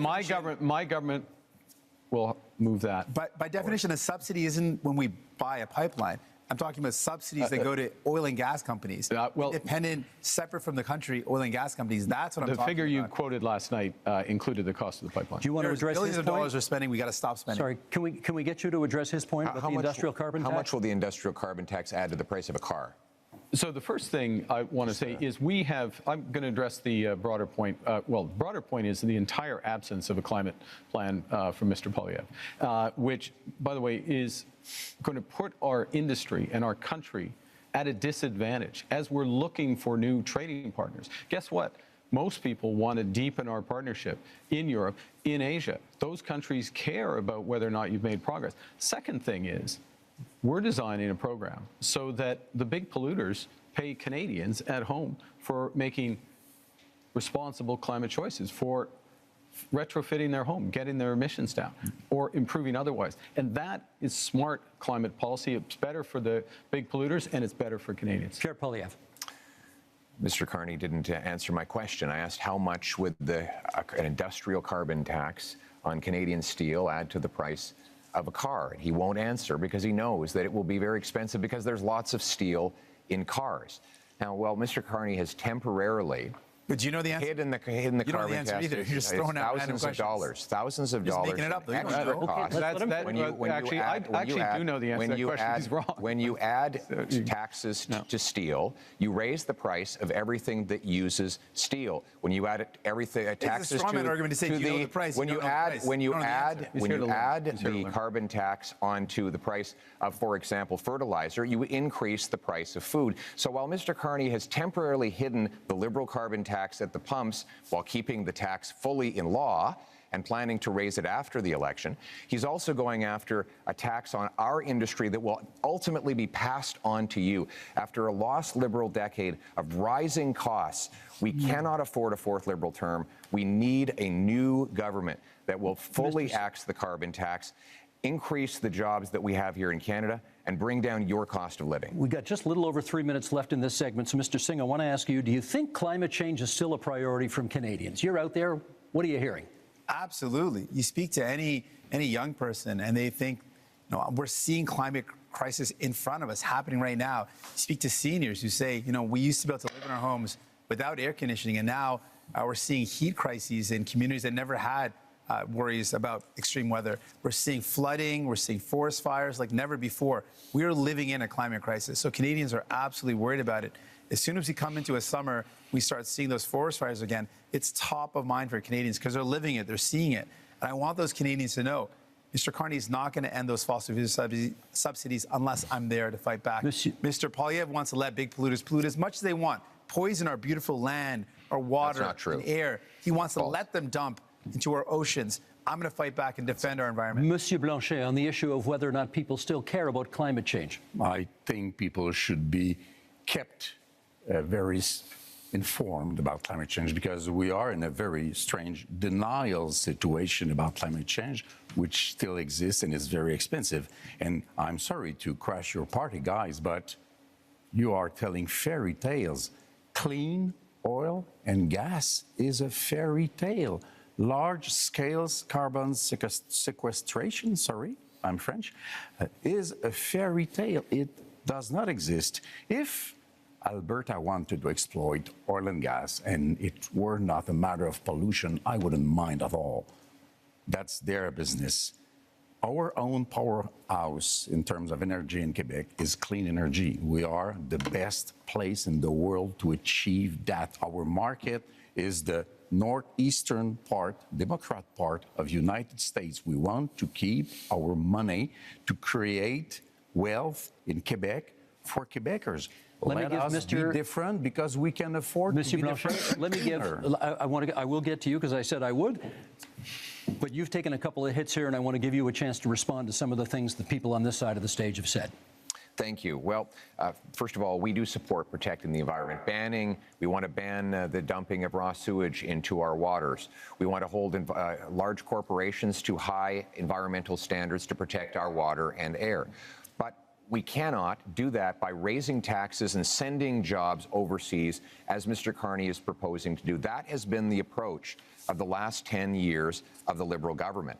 What the biggest companies that develop our resources say is that we need to repeal the Liberal anti-development law C-69, a law Mr. Carney wants to keep in place. They say we need to repeal the industrial carbon tax and get rid of the Liberal energy cap.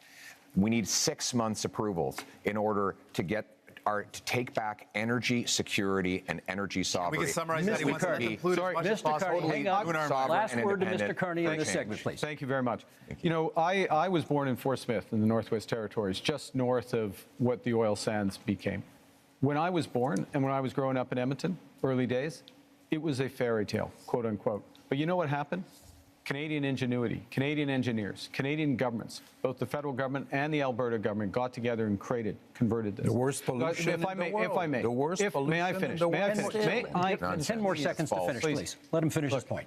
That's the opportunity we have. That's the opportunity we have in carbon capture. That's the opportunity we have in small modular reactors. That's the opportunity we have in hydrogen beyond. This country can be a clean energy superpower. My government will help deliver it. And that is time for this segment. Gentlemen, let us go to our final theme, which is called Leading in a Crisis. Canadians know how to weather a storm. Canadians know how to get through a difficult time. If, at the end of the day, we end up with the balance of power, Quebec is safer than it could be in any other scenario. Now is not a time for weakness. Now is the time to take back control. Canadians are always ready when someone else drops the gloves. Okay, leading in a crisis is a pretty broad theme that allows us to explore many different avenues here. So let's get to it. Mr. Carney, you get the first question this time. We haven't balanced a budget in this country in 17 years, and 10 of those years were under your party. You have pledged to get us to a balanced budget in 3 years. Question is, how? So let me put this in the context of leading in a crisis, which is, in a crisis, you got to plan for the worst. Worst is that the U.S. actually does want to take us over. Secondly, you got to have a plan to build, and that'll include a fiscal plan, and I will get to that in a second. The third thing is you need to respond in a crisis with overwhelming force. You need to think big. You need to move rapidly. The things we've been discussing today are a subset of what we can and should do as a nation, and we can deliver.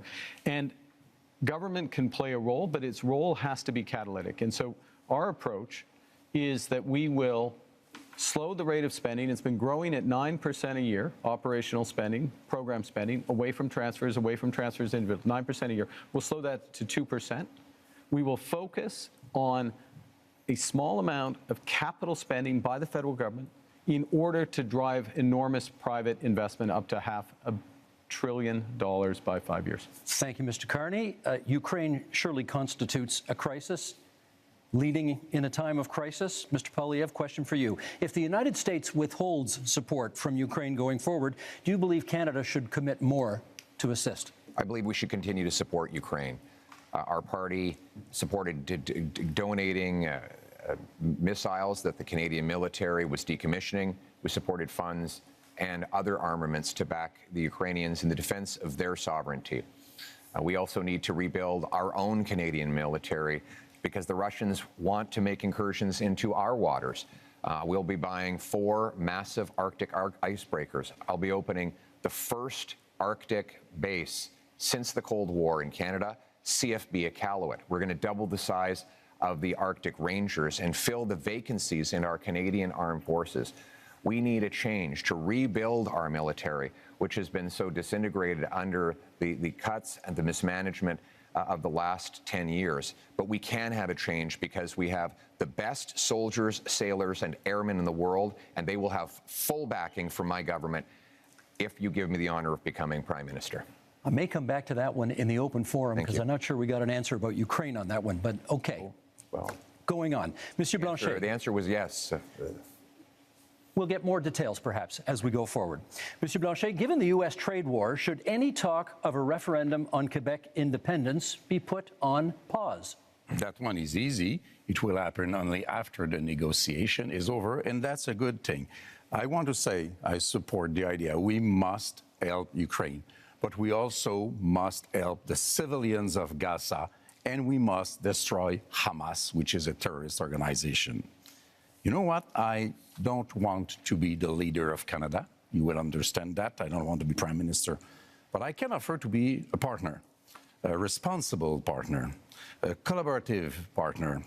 If Quebec is respected in its differences, in its aluminum industry and lumberwood industry and culture and French language and values of secularity of the state, which is the price to be paid in order to have real equality, then, if we are respected, we will be a partner, and then even Canada will be stronger in its negotiation against Donald Trump. This is what I am offering. Respect us. Mr. Singh, I watched last night's debate. You seem very eager to talk about health care, so let's talk a little more health care right now. You have made many promises on health care. If a province says to you, we'll take your money for health care, but not your conditions on how to spend it, what do? We've got to negotiate. We can't be giving away money without clear conditions. We're in a healthcare crisis right now, and a crisis that is hurting people across this country. People are waiting desperately in line in emergency rooms for hours and hours. Seniors are waiting for years and years to get the care that they need for surgeries that would remove pain or help them deal with mobility issues. We're in a serious crisis. Healthcare workers are burnt out. They are overstretched. And what we're seeing is more and more privatization, and that is hurting our public universal healthcare system. So we've got to fight back against it. We cannot allow our public money to go to a for-profit private clinic lining the pockets of a rich CEO or investors instead of going towards care. We need to make sure that we are investing in solutions where care gets to people, not profiting those at the very top. And so that's my commitment. I'm going to fight to make sure we defend our healthcare against the threats of Americanization and privatization. Okay, we now go to open forum debate, and perhaps, Mr. Poilievre, you get the first word here. This might be a good time to put a little more flesh on the bone of what you think Canada could do for Ukraine if the U.S. backs out. Yes, and my answer is that we should continue to support Ukraine. We don't need to follow the Americans in everything they do. When they're wrong, then we will stand on our own and with other allies. And with respect to Ukraine, that of course includes support with intelligence, equipment, armaments, but it also includes defunding Putin. Right now, Vladimir Putin has a monopoly on the European energy market because, frankly, the Liberals blocked exports of Canadian natural gas off the Atlantic coast. They blocked multiple projects. I would rapidly approve those projects on national security grounds so that we can actually ship Canadian natural gas over to Europe, break European dependence on Putin, defund the war, and turn dollars for dictators back into paychecks for our people. Mr. Carney, you wanted to add? Well, I want to go to the situation in Ukraine because it's very important. We've been a steadfast, Canada has been a steadfast ally, and Canadians have stepped up, welcoming Ukrainians into their homes and supporting them in other ways. You know, in my first month as Prime Minister, we joined the coalition of the willing to support Ukraine as the U.S. stepped back. So led by France, the United Kingdom, with Ukraine, number European nations, Australia, ourselves, New Zealand. That's an example of how the new world is going to be. Canada participating in these areas and helping. It also means open trade. Mr. Poilievre voted against free trade agreement with Ukraine. It means aid for Ukraine. Mr. Poilievre wants to cut foreign aid, including for Ukraine, or not. He didn't mention support for aid for Ukraine. We have to stand by them. We have to be there, and this government has been. Mr. Singh. New Democrats absolutely support standing with Ukraine and will continue to do that. But I appreciate the opportunity in talking about leadership in crisis, talk about many of the crises that we're up against. And one of the crises we're up against in our country with the threat of Donald Trump, with the threat of the trade war, and with the privatization and Americanization of our healthcare system is the healthcare system. And what we have learned today, Mr. Carney mentioned slowing operation spending. That's a cut to services. He said his plan. He has a plan to balance the operating budget within 3 years. That's going to require massive cuts to spending. We calculated that at $43 billion in cuts. In fact, Rosemary Barton, when he was on the show on February 16th, he said he would cut spending. He said it would be in operations. He defined it as transfers in health. And finally, longtime Liberal and former House Leader Karina Gould said that Mr. Carney's plans would mean massive cuts. That's the only way to achieve it. So, Mr. Carney, do you think it is leadership to cut health care at a time when it is in crisis? I think it is wrong. We can't do that. We will not cut transfers for health care. We will not cut health care spending, full stop. But we'll Mr. have Carney, a detail, if I may. Who do we believe, Mr. Carney today, or the one he spoke on Rosemary Barton's show on February 16th, the one that repeated again that he would cut spending? Who do we believe? If I may, consistently said we'll preserve all transfers to the provinces, including the increases. We will preserve all the transfers to individuals, I won't detail them all, but there. So we're looking at addressing an operational spend, which is about $150 billion. We will address that. We will make it more efficient, and we will do it in 3 years, and we'll balance that budget. Mr. Blanchet. I am 6 minutes behind Mr. Carney, so I will speak a little bit longer. First, I will support any initiative which will bring Canada aligned with Europe and NATO in order to be stronger and facing new threats. Good. I believe that 2% won't be enough. I'm not more in favor of war than anybody else, but we have responsibilities, and our main ally is removing himself from the stage. So we have to step up. We have to do our part. I want to go somewhere else entirely, however. I want to ask Mr. Carney, if we're speaking about leadership here, if Quebec and Canada were to say, you are not being given a majority government, there will be more conservatives than you would like, maybe more New Democrats than you would like, and more people from the bloc than you would like. Will you accept, because you don't seem to be very eager about that, to deal with people which basically are more experienced than you are, as legitimate as you are, and would be more representative altogether than you would be being alone in your little kingdom? And I want also to propose to you all guys that 1 week after the election, we all meet, whatever the result, and we start dealing with this crisis together, because this is what people, either they are from Alberta or Quebec or wherever, this is what people expect from us. Mr. Carney, is that something you could get behind? I look forward to meeting with everyone. You're welcome to come, Steve, if you'd like. Week after twice, but also, but in all seriousness, that's not very respectful. No, but I'll that's come. Not very respectful. I'm coming. On peut jaser un peu. Okay, I come to the core. On jase. Yeah, okay. I'll come to the core. Look, in a crisis, yes, you need a team, and you need to bring the country along with you. So what I did in the first week was to bring the premiers together, meet with all the Indigenous leaders, and move forward in that context. Now the question is, who's going to lead out of this? Whoever leads out of this, if I may, Mr. Blanchet, merci, thank you. Whoever's going to lead out of this is going to need to work with all the provinces, work with Labour, work with Indigenous leaders, work with all Canadians to bring them forward in a united front. And if I'll make this last point, one of the things that has happened, which is a credit to those people at home, is that Canadians are coming together.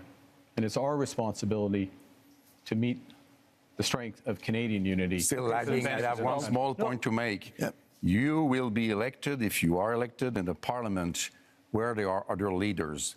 I don't know if he called you, or Mr. Poilievre, I don't know if he called you, but before yesterday, you have not spoken to me once, even if I proposed it so many times. But you say, I speak to provinces' leaders. You're not elected in provinces. You are in the parliament where people are to make decisions which might not always suit you. But this is democracy, Blanchet, I'm which going to you jump don't in. know too much about. I'm going to jump in here because I'm noticing what the clock is saying, and you brought up Gaza earlier, and I think our audience would be interested in hearing your views on the other major international crisis facing the I just world want to right get, now. before we get that, just to finish up on the healthcare, I just want to speak to healthcare workers right now who are deeply worried about the status of our healthcare system, to Canadians who believe and love our universal public healthcare system, to patients who are stressed out. If you're worried about which Mr. Carney to believe, the one today or the one who spoke on previous shows and said he would cut, vote for New Democrats, and we will fight to defend our healthcare. I think your we will never supporters let would really anyone like cut to it. hear what you have to say about this question, and we have less than 5 minutes for it here. What role should Canada play in the other major international crisis in this world, in the Middle East and the war in Gaza? Pierre Poilievre, would you start us off on that? What role can Canada play? Well, first of all, we must condemn Hamas, and more importantly, the terror sponsors in Tehran who initiated the attacks, the horrific attacks of October 7th. We need to defeat the terrorists so that all the peoples of the world can live in peace and defend the right of, yes, Palestinians to have their own lives free from the oppression of Hamas dictators and Iranian intervention, while Israel has the ability to live in freedom and peace. But I also want to say we need to get back to the Canadian tradition, which is that when people come to this country, they leave foreign conflicts behind. The rampaging riots targeting Jewish communities is utterly unacceptable, and it points to the growing chaos that we see on our streets after 10 years of incredibly irresponsible liberal policies of weak borders, of dividing people into groups, of saying one thing to one group and the opposite to another, dividing and conquering. We must end that division and unite our people so that everyone feels safe, and that when we come here, we put our foreign conflicts behind and we put Canada first. Mr. Singh, Singh, come please, from go countries ahead. from around the world, and they care deeply about where they come from, and they should be able to do so. That's a part of being in our country, to have that freedom. Your treatment of Palestinians has been frankly disgusting. Your treatment of people who provide care and service for people in Gaza has been disgusting. On top of that, people in Israel and in Palestine deserve to live in peace and security. And Mr. Carney, to date, you've not acknowledged that what's going on in Gaza is now clearly become a genocide. It's important to call things out as they are, and you've not done that. Mr. Carney. We need to work, to go to your question, we need to work with our international partners, maximum pressure, maximum encouragement for an immediate ceasefire. That's the first thing. Encourage the return of all of the hostages, resumption of humanitarian aid. My government put in place $100 million of humanitarian aid, which is ready to go. With respect to where this ultimately goes, yes, two-state solution, but it has to be a viable and free Palestinian state, living side by side in peace and security with the state of Israel. I will underscore one other thing.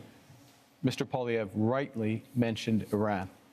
The Iranian sponsors in this region, we have to be clear-eyed about the fundamental risks of Iran and do everything with our international partners to check it and turn it. Mr. Blanchet. If we are to work together, we will have to be consistent. The Jewish community in Quebec and Canada is harassed by a very little minority of radical Islamists. And we don't do so much. The law in Canada says that somebody may invite people to be violent, to propose genocide against another people if they can be hidden behind a religious motivation. They are in agreement with that, they are in agreement with that, they are in agreement with that. And we say It is a crime to invite people to violence and killing other people, and this is what is being done very often in Canada and Quebec with the approval of the Criminal Code of Canada, and we are saying this has to be changed. We have to change what we do before we want people elsewhere to change what they do. Last minute in this segment, Mr. Poilievre. This is about crises and leadership. And one crisis we have is in immigration. Because of this Liberal government's commitment to a radical policy called the Century Initiative, which seeks to bring our population up to 100 million people, they have allowed massive overcrowding in our communities. That has caused housing shortages, job shortages, Don't blame immigration and for the fault of your government. And if I could, the fact that you did not I didn't invest in interrupt housing, you. I did not built interrupt 6 you, homes. sir. I did That's not wrong. interrupt you. Don't blame. I do not blame. Your If I could, failures. Let him finish. I do not blame immigrants. I blame the Liberal government, which brought this policy on. And Mr. Carney wants to continue with the Century Initiative. This is crazy. We have to get back to normal levels of immigration, get rid of the fraud in the temporary immigration system, and ensure that the people who come here can arrive in numbers that we can house, employ, and care for. That's how it always was, and that's how we're going to restore Thank it. you, Mr. Poilievre. That is our time for this segment. Those are our 5 themes, but we are not done yet. We are entering the next section of our debate tonight, what we're calling the leader's choice, something a little bit different. Each of you will get the chance to ask a question, any question, of any other leader. You can then debate the answer, and each one on one will last for 3 minutes. So, Mr. Singh, you have the first option here. Who do you want to ask your question of? Mr. Carney. Go for it. Mr. Carney, as chair of Brookfield Investments, your company is one of the biggest tax dodgers in Canada. As chair, you approved decisions where Brookfield Investments bought up affordable homes, kicked out the tenants, and jacked up the rates. As Prime Minister, one of the first things you did was a tax cut that helped out mostly millionaires. And you have a plan to cut services for people. Now, I expect that of Mr. Pierre Poilievre and the Conservatives. That's very much a Conservative plan. But my concern is that doesn't sound like what people want for a Liberal leader. So my question to you is, Mr. Carney, whose side are you really on? Thank you very much for that question, Mr. Singh. I'm on the side of Canadians. I'm in this for Canadians. I work for Canadians. But your track record doesn't show that, though. No, I have a track record of public service for this country. Go back to something Mr. Blanchet referenced earlier, which is have I resolved any crises? We're in Quebec. If you ask anyone in the finance industry, if you ask anyone in government in Quebec in 2008, they'll know that I resolved the biggest crisis in Quebec. Yeah, You won't have fun. But 60 million. But I'm in fairness with Mr. This is for these two. Mr. Singh. Yes, I have had a long career in the private sector. I'm proud of that career. I've always acted with integrity, and it brings me with experience that I can apply But no one's in this questioning your moment, integrity, moment sir. of crisis. And you certainly have served the country. But the problem is, who have you served? You've served to benefit those at the very top. You jacked up the price of homes for people living in affordable homes as a strategic decision. You dodged taxes. And then your decisions as Prime Minister show you're not prioritizing people, but you're prioritizing big business, billionaires. So what have we done as a government directly? So we've gone directly to workers using all of our proceeds from the tariffs, committing all of them for workers, the workers most affected But industries. the employment insurance isn't unlike high enough. unlike others who plan to use them to cut taxes. We are the focused amount of on. the EI is not high enough, though. You have to accept that. Right now, there will be additional programs. I am fully confident that the next government, whatever government is formed, or certainly if I'm in the next government, we will make additional programs. But you didn't do that so far, though. Well, I can't. You couldn't. Well, you couldn't, given that we're in an election process. You could have increased the amount, though. May I make a core point here, if I may, which is that when you think about workers here today and people watching at home, particularly younger people, there is an enormous opportunity in the trades, in the skilled trades. We are going to build this country in a way that has not been seen before. We are literally talking about hundreds of thousands, not jobs, but careers in the trade. And that's why we're investing in apprenticeships and mid-career. But I think people are worried, Mr. Carney, if New Democrats aren't there to force Liberals to make sure they remember about people they will forget. Gentlemen, that is time. Thank you for that. Monsieur Blanchet, you have the next question. To whom would you like to put it? Mr. Carney, you avoided quite I would say, skillfully the questions of Mr. Singh. But first, let me correct something. In 2008, not so much by your decision, $10 billion were given to car industry in Ontario, while 60 millions, not billions of dollars, were lent to lumberwood throughout the whole of Canada. I don't believe that's the right way to manage a crisis, since you did not recoup the money from the car industry. Then, you have been the manager of Brookfield. It's supposed to be a green investment fund, but we now know that 50% of the investments of Brookfield is in fossil fuel. It's not so green. You seem to want to support oil and gas industry. That's interesting. You want to support prefab housing, and it's also in the investments of Brookfield, but not in Canada. You want to support nuclear power, smaller reactors, which are more dangerous, by the way, and Brookfield has investments in Westinghouse. You have hidden the money of Brookfield in Bermuda and Cayman Island, $30 billion. Billions of dollars lost for Canada. You are having your taxes being paid by families, workers, elders in Canada and Quebec instead of paying your own taxes. So I want to know, will you, before the election, reveal all the details of your assets, as Mr. Singh has done, as Mr. Poilievre has done, and as I have done? We have a right to know under those circumstances. Let's let him answer. Well, the first thing is, I want to say a word about, I'll say a word about Brookfield. You know, this is a Canadian success story. It is the largest infrastructure investor and developer in the world. It is one of the largest, if not the largest, developer of renewable power in the world. And who benefits from that? That's Canadian pensioners. That's Quebec pensioners. That is teachers. That is firefighters. It is a series of people, including individuals on this stage, benefit from that. Now, always acted with integrity, served the shareholders of Brookfield when I was there. I have left that. I have followed all the rules well in advance. So I have followed all the rules well in advance. Let's reveal your assets like we all did.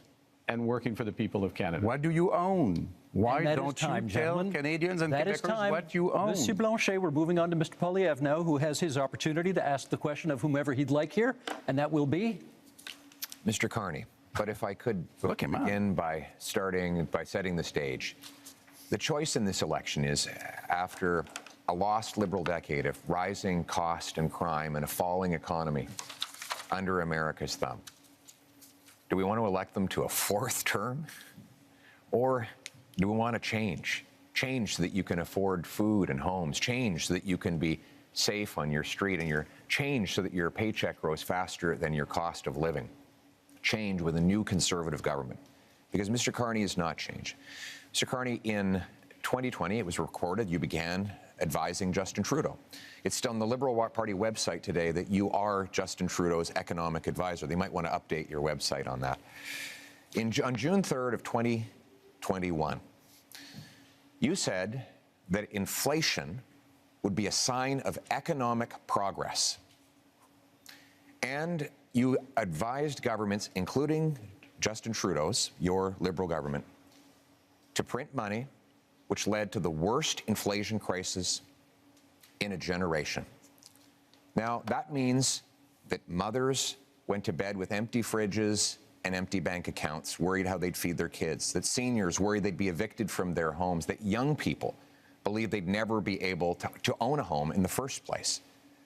Now, in retrospect, that you look back on the Liberal decisions that you advised Justin Trudeau to take, will you look at the camera in the eye and apologize to the many people who suffered as a result of the inflationary policies that you advised Justin Trudeau to implement? You know, I said earlier, but I'm going to say it again. I know you want to be running against Justin Trudeau. Justin Trudeau isn't here. Are you denying you were his economic advisor? I did not provide any of that advice. I did not provide any of that advice. It's on the Liberal Party website. I'm sorry.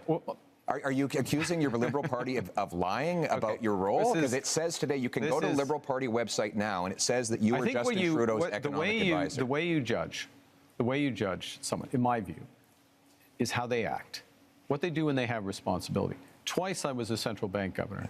And in both cases, if I may, in both cases when I was responsible for inflation, inflation was less than 2%. I'll add that when I was here responsible for the Bank of Canada, inflation was less than 2%. Our dollar was at parity. That is the kind of success that I can deliver for this country coming out of this crisis. And what is at stake here? You were the economic advisor to Justin Trudeau that gave us the worst inflation that we have had in a generation, because the policies that you implemented and those of the MPs that are still in your ministry. To the fellow Canadians, crisis which the last 10 years has been about the Liberals. The next 10 years should be about you.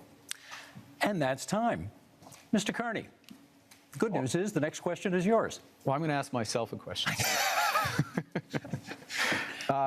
Actually, I'm going to ask a question which has been troubling me. And it's troubling me because, you know, we are in a very dangerous and divided world. Who is it to? I'm going to ask a question of Mr. Poilievre. Why not? We're in a dangerous and divided world. We talked earlier about the challenges in the Middle East, the threats from Iran, threats from Russia, Russia's aggression in Ukraine. We have the threats from China, which I raised. We have the United States, which is fundamentally changing its security relationships, its commercial relationships. We have all this. And in the context of that, everyone on this stage, Mr. Blanchet, Mr. Singh, myself, we have our top secret security clearance. We have our top secret security clearance. I got mine within 3 weeks. It wasn't hard, but I felt it was important that I had it so I could be in a position to be informed about that dangerous world and take decisions at. And Mr. Poilievre, it is now 950 days, if my numbers are right, since you've had the opportunity to get your top secret security clearance, and you've refused. Why? Well, first of all, I have got my security clearance when I was a minister. I got top secret clearance at the time, so there's no problem getting that. But when the government made this recent offer, they said that if I got the secret security clearance briefings, that I would be gagged under the security law, and I could be prosecuted if I spoke freely about matters of foreign interference. Now, given that Canada has experienced Chinese interference by Beijing, the government of China, in 2 consecutive elections, I needed to do my job to speak freely without fear of prosecution.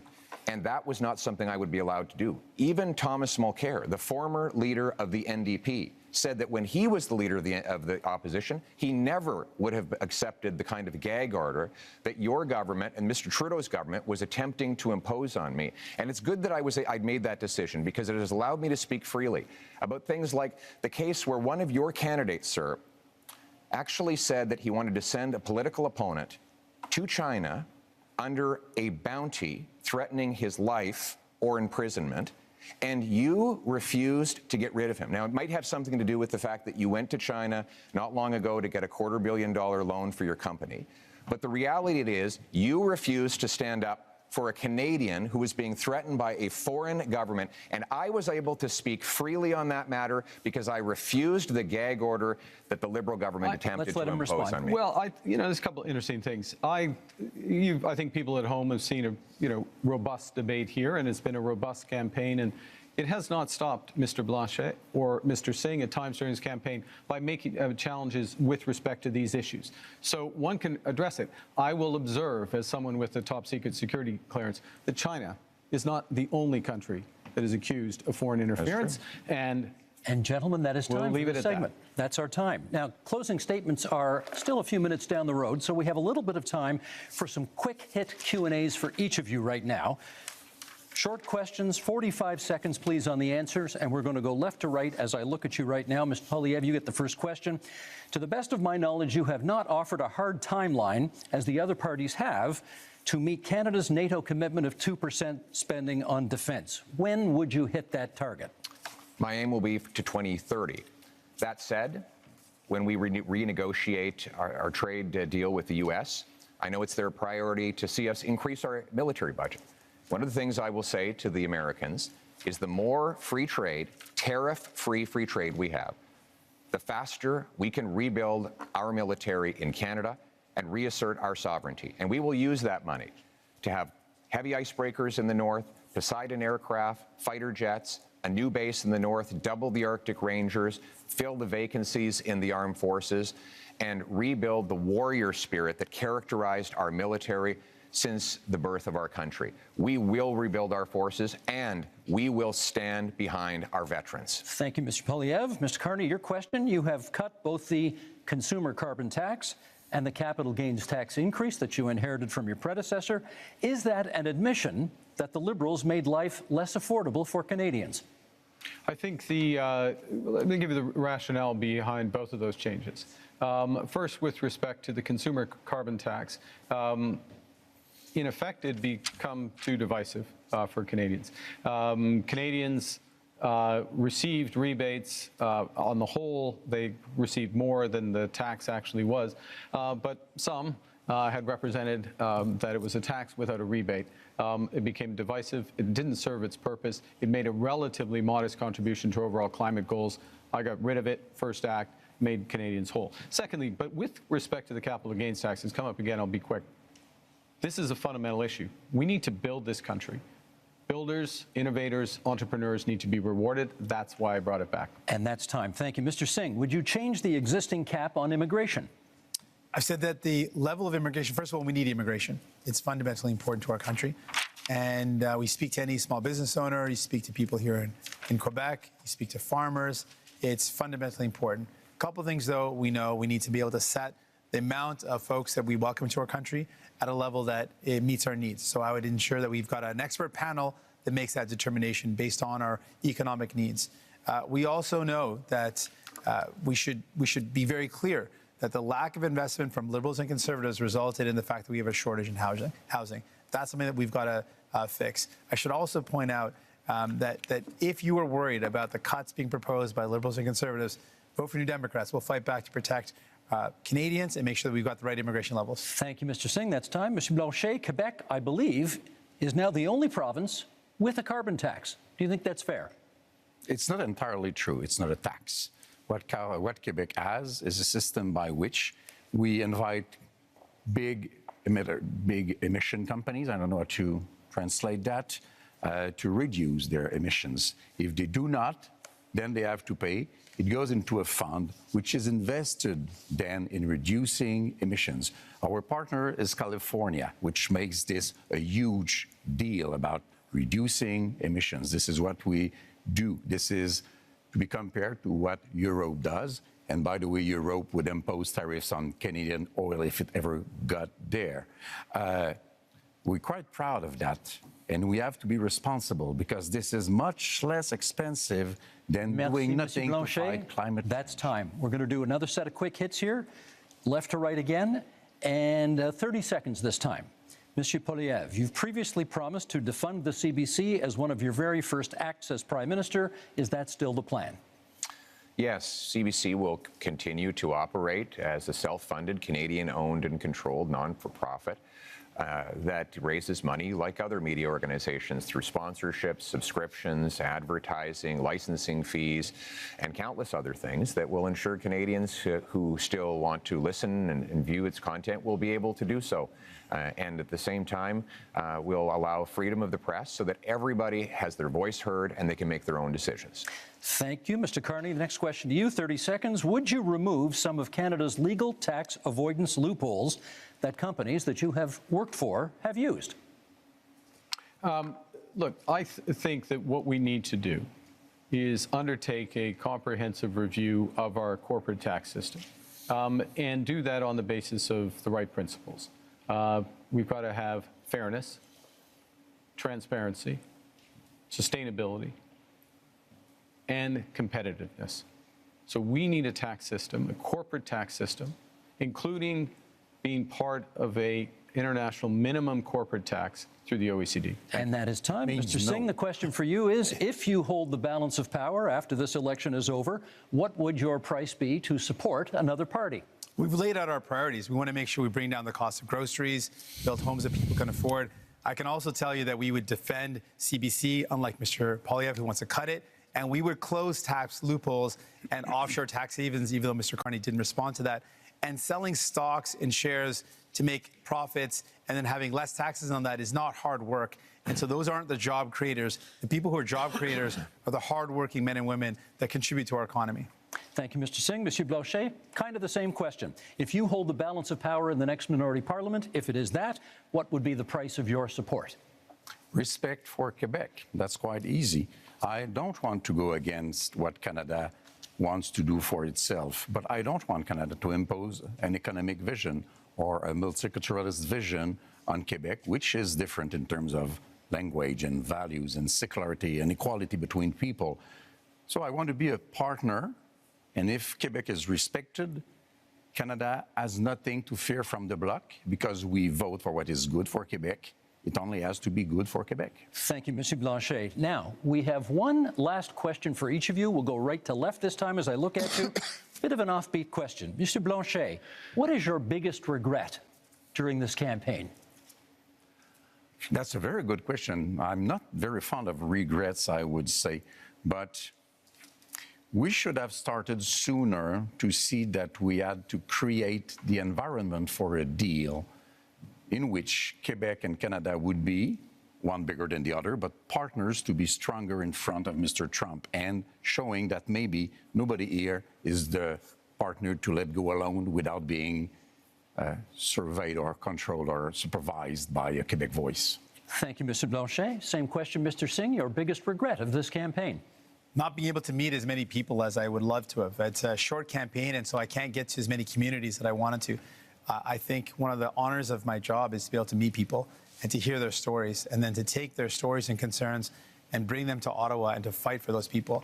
And so I want you to know, even if I haven't made it to your community, I'm going to fight like hell to make sure that you're represented, that we never let any government cut our health care, that we defend the values that we care so deeply about. We make my life more affordable. That's my commitment to you. Even if I didn't get to see you, that's my commitment. Thank you, Mr. Singh. Mr. Carney, same question. Biggest regret of the campaign? To be honest, it's the same answer. This is an astonishing country. It is an amazing country. And the opportunity and the responsibility that comes with it, of being with Canadians, hearing their stories, their challenges, drawing strength and ideas from them, and working to be part of the solution is the greatest honor of my life. But the regret is that it is also a big country, and it is a short period of time. Mr. Poilievre, last word to you. I actually agree with these two gentlemen. I had a rule that at all my rallies, even when they're really big, I would stand in front of a flag and greet every single person and hear their stories and learn their struggles. And that was always touching to me, that they would put their faith in me or in any of us. Yeah. But we've been in such a rush because we have to get off to the next event, so we haven't been able to stop and do that. And I want you to know out there, I haven't forgot about you. Thank you. Thank you, Mr. Poilievre. It is time now for closing statements, and prior to the debate, you drew lots as to which order we would go in. And Mr. Singh, you get the first word on a closing statement. Certainly, thank you. Because you voted for New Democrats, we were able to build this country that we love. Universal health care and pensions, because you voted for us. Because you voted for New Democrats, we were able to fight to bring in dental care, pharmacare, and childcare. Because you voted for us, because you supported us. You have the power with your vote to send more New Democrats to Ottawa, to continue that fight, to make sure that no government cuts the things that we hold dear, like our health care, to ensure that we can do everything possible to make life more affordable by making it more affordable to buy your groceries and to get a home. I'm asking for your support in this election so that I can continue to fight to defend the things that make Canada, Canada, the things that we hold dear, the things that make us proud to be Canadian. Thank you, Mr. Singh. Mr. Carney.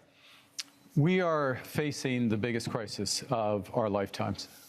Donald Trump is trying to fundamentally change the world economy, the trading system. But really what he's trying to do to Canada, he's trying to break us so the U.S. can own us. They want our land, they want our resources, they want our water, they want our country. And we're all going to stand up against Donald Trump. I'm ready. I've managed crises over the years. I've built strong economies. We will fight back with counter tariffs. We will protect our workers and those businesses, and we will build the strongest economy. We will build Canada strong. I'm asking for your support, the honor of doing so. Thank you. Thank you, Mr. Carney. Monsieur Blanchet. For 260 years and a little bit more, les Français, devenus des Canadiens, devenus des Canadiens français, devenus des Québécois, you have tried to have them become Canadians like all Canadians.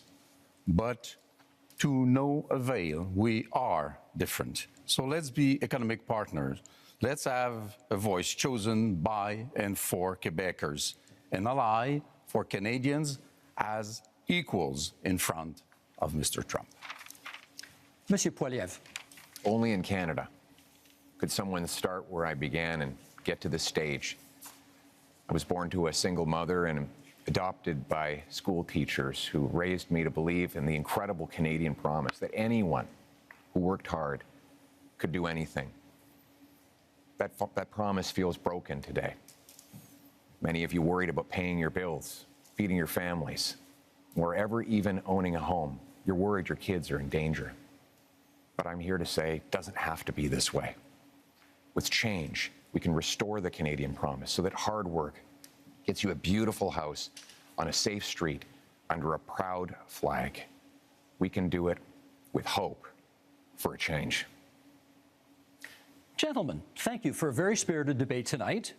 2 quick points before we go. Number one of you celebrated your 60th birthday yesterday on this stage. Yves-François Blanchet, bon anniversaire. Bon anniversaire. Merci beaucoup. Merci.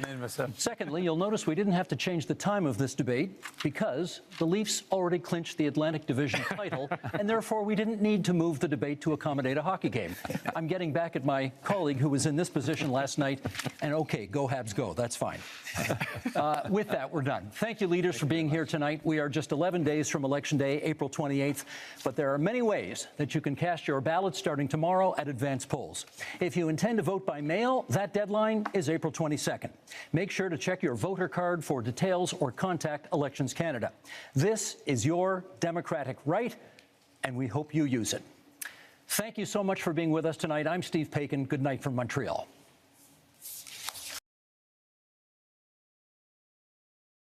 So 11 days until we cast our ballots.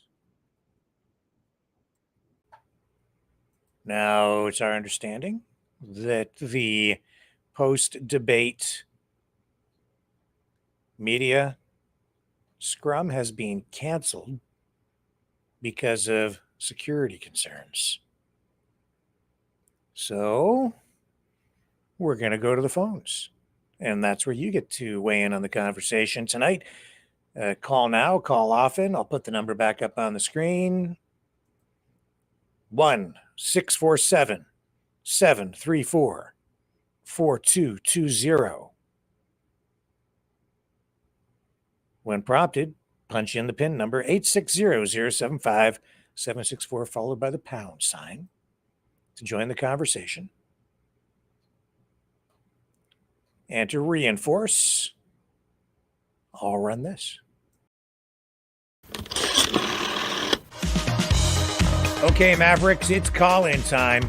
Join the conversation. Call 1-647-734-4220. Then enter the PIN number 860-075-764, followed by the pound sign.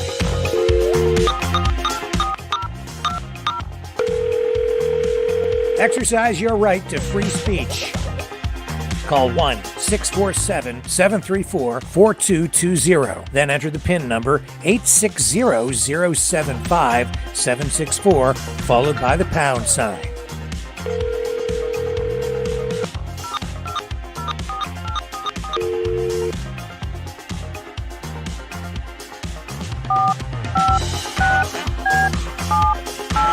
Call 1-647-734-4220. Then enter the PIN number 860-075-764, followed by the pound sign. Maverick News. Call now. The world is watching and listening to you.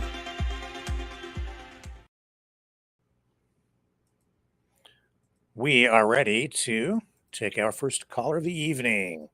One moment while we get everything flowing through the system. And now you are up on the screen and broadcasting worldwide. Hello, Sir John from Alberta. Rimby John, we're feeding worldwide, are we? What a debate, bro. What did you think? It was good, bad, ugly? Was it that what? I found it very enlightening, very interesting. Mm-hmm. Was there a winner? Were there any knockdown, drag him out punches thrown? I didn't think so. I thought it was mild-mannered, typically Canadian. I thought that everyone was far too polite because it was very Canadian. It was respectful. It was too effing respectful. Too effing respectful is what it was from a United States of America point of view. I really thought I felt, of course, I'm Western Canada. I felt there was a clear winner there, and I think it's Pierre Poilievre, hands down. I think Jagmeet Singh kind of held his own, and I think it's not that we don't like elitist Coleman Prime Minister Mark Carney, but I thought it was almost like the last debate with Trump and Sleepy Joe Biden. I think Coleman Prime Minister Carney threw Pierre Poilievre some real openings there, and I thought Poilievre made some real major inroads. I think Jagmeet Singh is a write-off. I respect in that. Let's get our friend Dragon on the line. Where's my Hydro-Quebec check in the mail for Alberta? He's afraid of you because you're always attacking the people from Quebec. I thought the next closest person I identified just so I can acknowledge that we do have another caller on the line who just joined us here. Well, you got yourself a beautiful dragon. You are just a sucker for punishment, aren't you, Mr. Quebec? This is perfect timing, Dragon. Oh, great. Perfect. Alberta You came in the back door. Here we go. I really thought that this Dragon, the second most colorful person I identified with was with your bloc guys from Quebec. At least you guys are honest about Quebec first. It's all about Quebec. It's always been. It's steal from the West and take the rest. And that was no different in it. I love his honesty. I really identified with his honesty. And you wonder why Alberta's taking a page out of the book of Quebec 50 years too late. It was very enlightening. Thanks for running it, Rick. I'm enlightened. I love it. So what did you think, Dragon? Was there a winner in this debate tonight, or just give us your thoughts? Well, how can I put that? I will tell you that on my perspective, Poilievre did win a few points, and I think. And I just need to pause to acknowledge we have another caller on the line.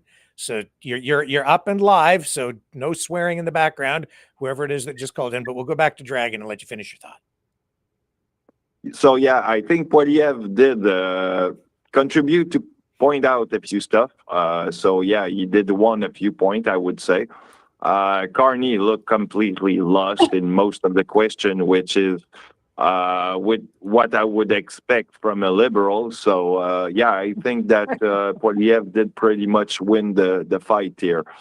You know, one thing before we go to the new caller, I did take note of is when Carney got to ask the question of Poilievre, and he said, "Why didn't you get your security clearance?" And Poilievre actually took that, flipped it around, and then put Carney on the defensive.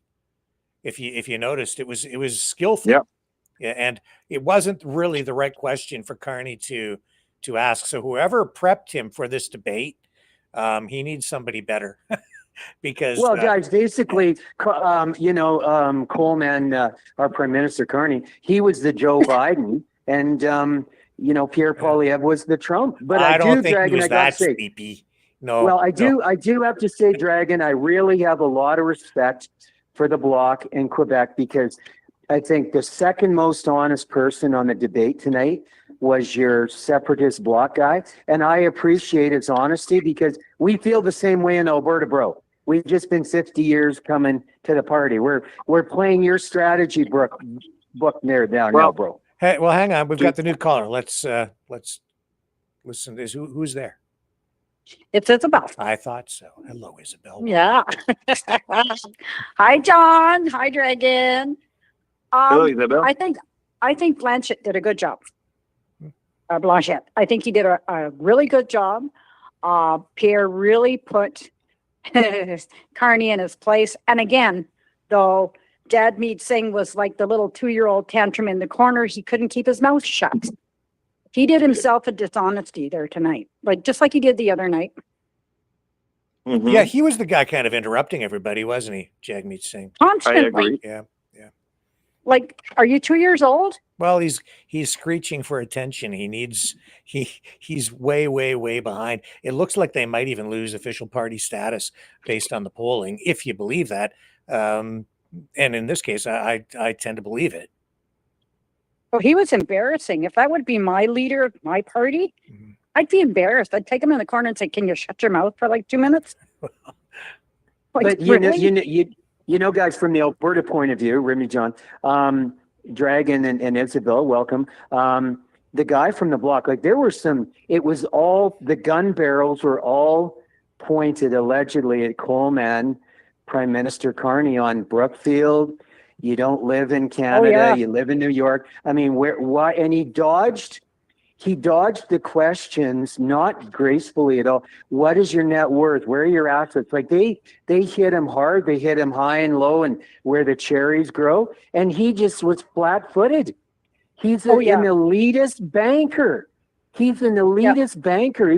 He's as farthest thing from a Canadian Dragon than you are in Quebec or me in Alberta. Are you, Isabel? He's not a Canadian. He's a big freaking elitist banker.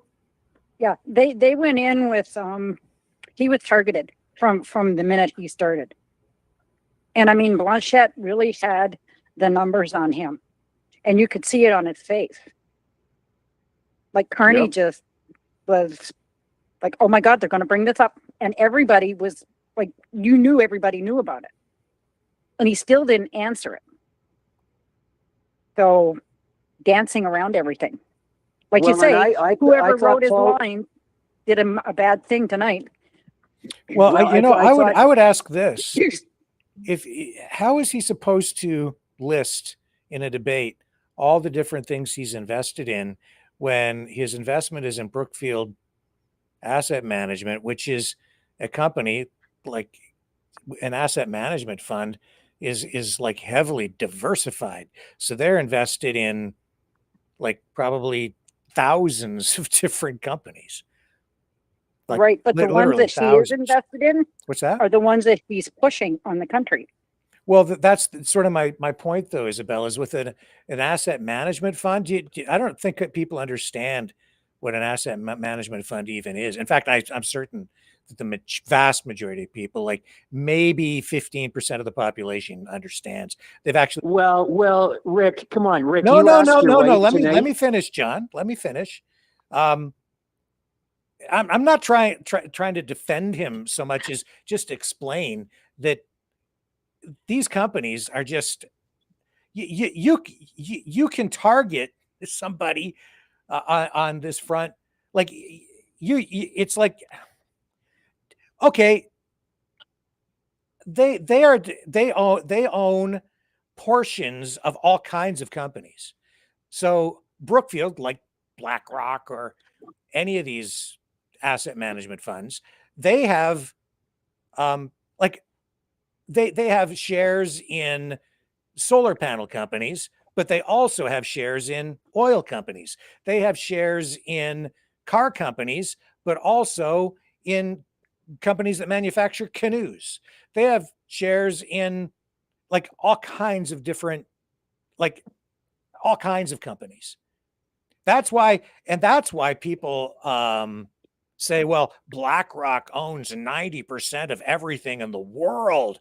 It's world domination. In fact, I wrote a Substack about this. Was it the one I published today? I think it was, as a matter of fact. I've got a new Substack article kind of explaining all this. I'll put it in the chat. So it makes it really, on the one hand, you can criticize him for, as you are, John, saying that he's the coal man, Carney. And yet on the other side of the equation, you can accuse him of being so pro-environmental that he's a radical leftist environmental extremist, because he's got assets like investments in solar panels and in coal and in oil and in nuclear and in like all kinds of different energy and wind. He owns, like, they've got it all. But they don't Rick, own all what's the he companies. hiding? What's he hiding, Rick? What is Coleman, Prime Minister Carney, the global banker elitist from Britain and Canada? What's Poilievre hiding? What is he hiding? What's he hiding? What are any of them hiding, John? That would, like, I don't think he was effective. He has been effective in dealing with this. My rebuttal would be, okay, Pierre Poilievre, what about you? You first. You tell us what's in your funds. Disclose, because he's not disclosing. None of them have disclosed. Not one of them. Like, not fully. None of those guys on the stage have, but they're all going after Carney. Again, whoever is advising them on how to debate and how to run this campaign, they suck. Well, it's Justin Trudeau people. Pierre Poilievre said it's all Justin Trudeau people here, and your speech writers, and what they're all here, and your website. Poilievre did it with his website. The liberals have this really super powerful election machine over there, and but he must not be using their top people, and certainly not the people that were advising Trudeau. I don't think, because from what I'm seeing, he's just not effective in these debates. He's not effective in the media scrums. He's not effectively dealing with these challenges. I'm amazed that he's been so neutered when it comes to responding to these things. And when he does get caught in a corner, he gets very ignorant. Sometimes, he gets edgy, right? Like he's irritated, and you can tell. But I think it's because he's not a polished politician. He doesn't know really how to respond to these challenges. I think he thought he was going to come in. I don't think he realized how tough this gig is. No, not at all. He's not ready for this. Well, not for the media and the questions in public like Well, Dragon, I got to say, your guy from Quebec, and you are separatist. I thought I don't need to deliver the point of separation out of Alberta. Your guy did it for us. You did it for the worldwide national audience tonight. You're guy from the block. I mean, you laid it all out, and thank you for his honesty. You laid it all out, totally. It's awesome. Yeah, well, that's your point of view. I think he has probably a plan, but I'm not going probably to vote for him because either I'm a good Quebecois, I'm probably more into, leaning my force within the country. So, yeah. And the other part is, well, I will say one thing I did like from Dominique Leblanc is that he did at some point put out where he likes the ideas of others, where he can probably works with others on certain plan. So that could be also a good force to reckon with at certain point. But it's where you got to put your vote that is important, I think. Yes, I did like how he came across with that. He's willing to work with people. But like he said, he's been trying to contact Carney and have a conversation, and he hasn't had a conversation. So yes, he does feel left out. Oh, Isabel, was that a beautiful call out, Dragon and Isabel, that your block guy did? He basically told Coleman Carney, you're full of SHIT. I've reached out to you numerous times. You haven't even had a minute to pick up your cell phone and call me back and acknowledge my calls. And I think that's all. I'm honest. I really think your guy from the block tonight was laid his cards on the table and was blatantly honest. He's done Alberta a big favor. Thank you very much. But he was honest, but he did say he was willing to come together. I mean, Carney said he wants everybody to come together, but yet he hasn't contacted Quebec. So that didn't look good on Carney. Who's the new caller? We have somebody new with us. Go ahead. On the table and yes, hello. Are you here? You might want to turn your audio down because we've got echo in the background. There we go. Are you the one I'm speaking to? I am the one you are speaking to. Are you the one I'm speaking to? Well, let's carry this on. I won't keep you very long because other people have their important things to say. Who is this? What's your first my name is I'm Dennis. I'm from small town Saskatchewan. I'm 69, born and raised here, and I've traveled the world a bit working in the energy business. Welcome. Thank you.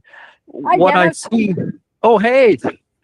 I have some fairly outlandish, controversial, shouldn't be said views.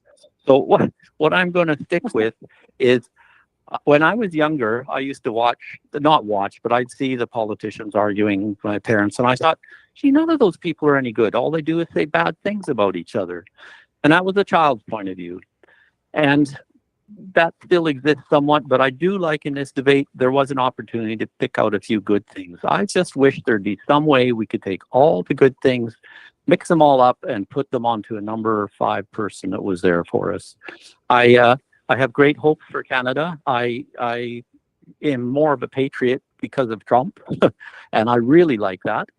And I'm glad you're there to show other people's views. I hope if I were having my preference, it would be Poilievre. He seems to be new and have some open ideas. And I do hope that this election, we get a massive turnout and it really shows what Canadians want to do. I expect a big difference between East and West, but that's usual. Anyways, thank you for being there and letting people. I'm going to hang up and I'll listen to you on the channel. All right. Well, thank you very much for calling in tonight. Truly appreciate it. And great comments. Thank you so much. Okay, give me some reaction to what Dennis had to say, guys. I agree with Dennis. Yeah. Our friend from Saskatchewan, please call in again like Our Lady in Manitoba, because we don't have anybody in Saskatchewan, I think, Rick. So it's too bad he hung up on the call, but yeah, great point of view and very appreciative. Yeah, well, I don't know about you guys, but I was joking when I said it was just too respectful. I actually prefer the respectful approach. And in reality, we have seen these guys steal each other's ideas, especially Mark Carney has stolen a lot of Pierre Poilievre's platform and made it part of his.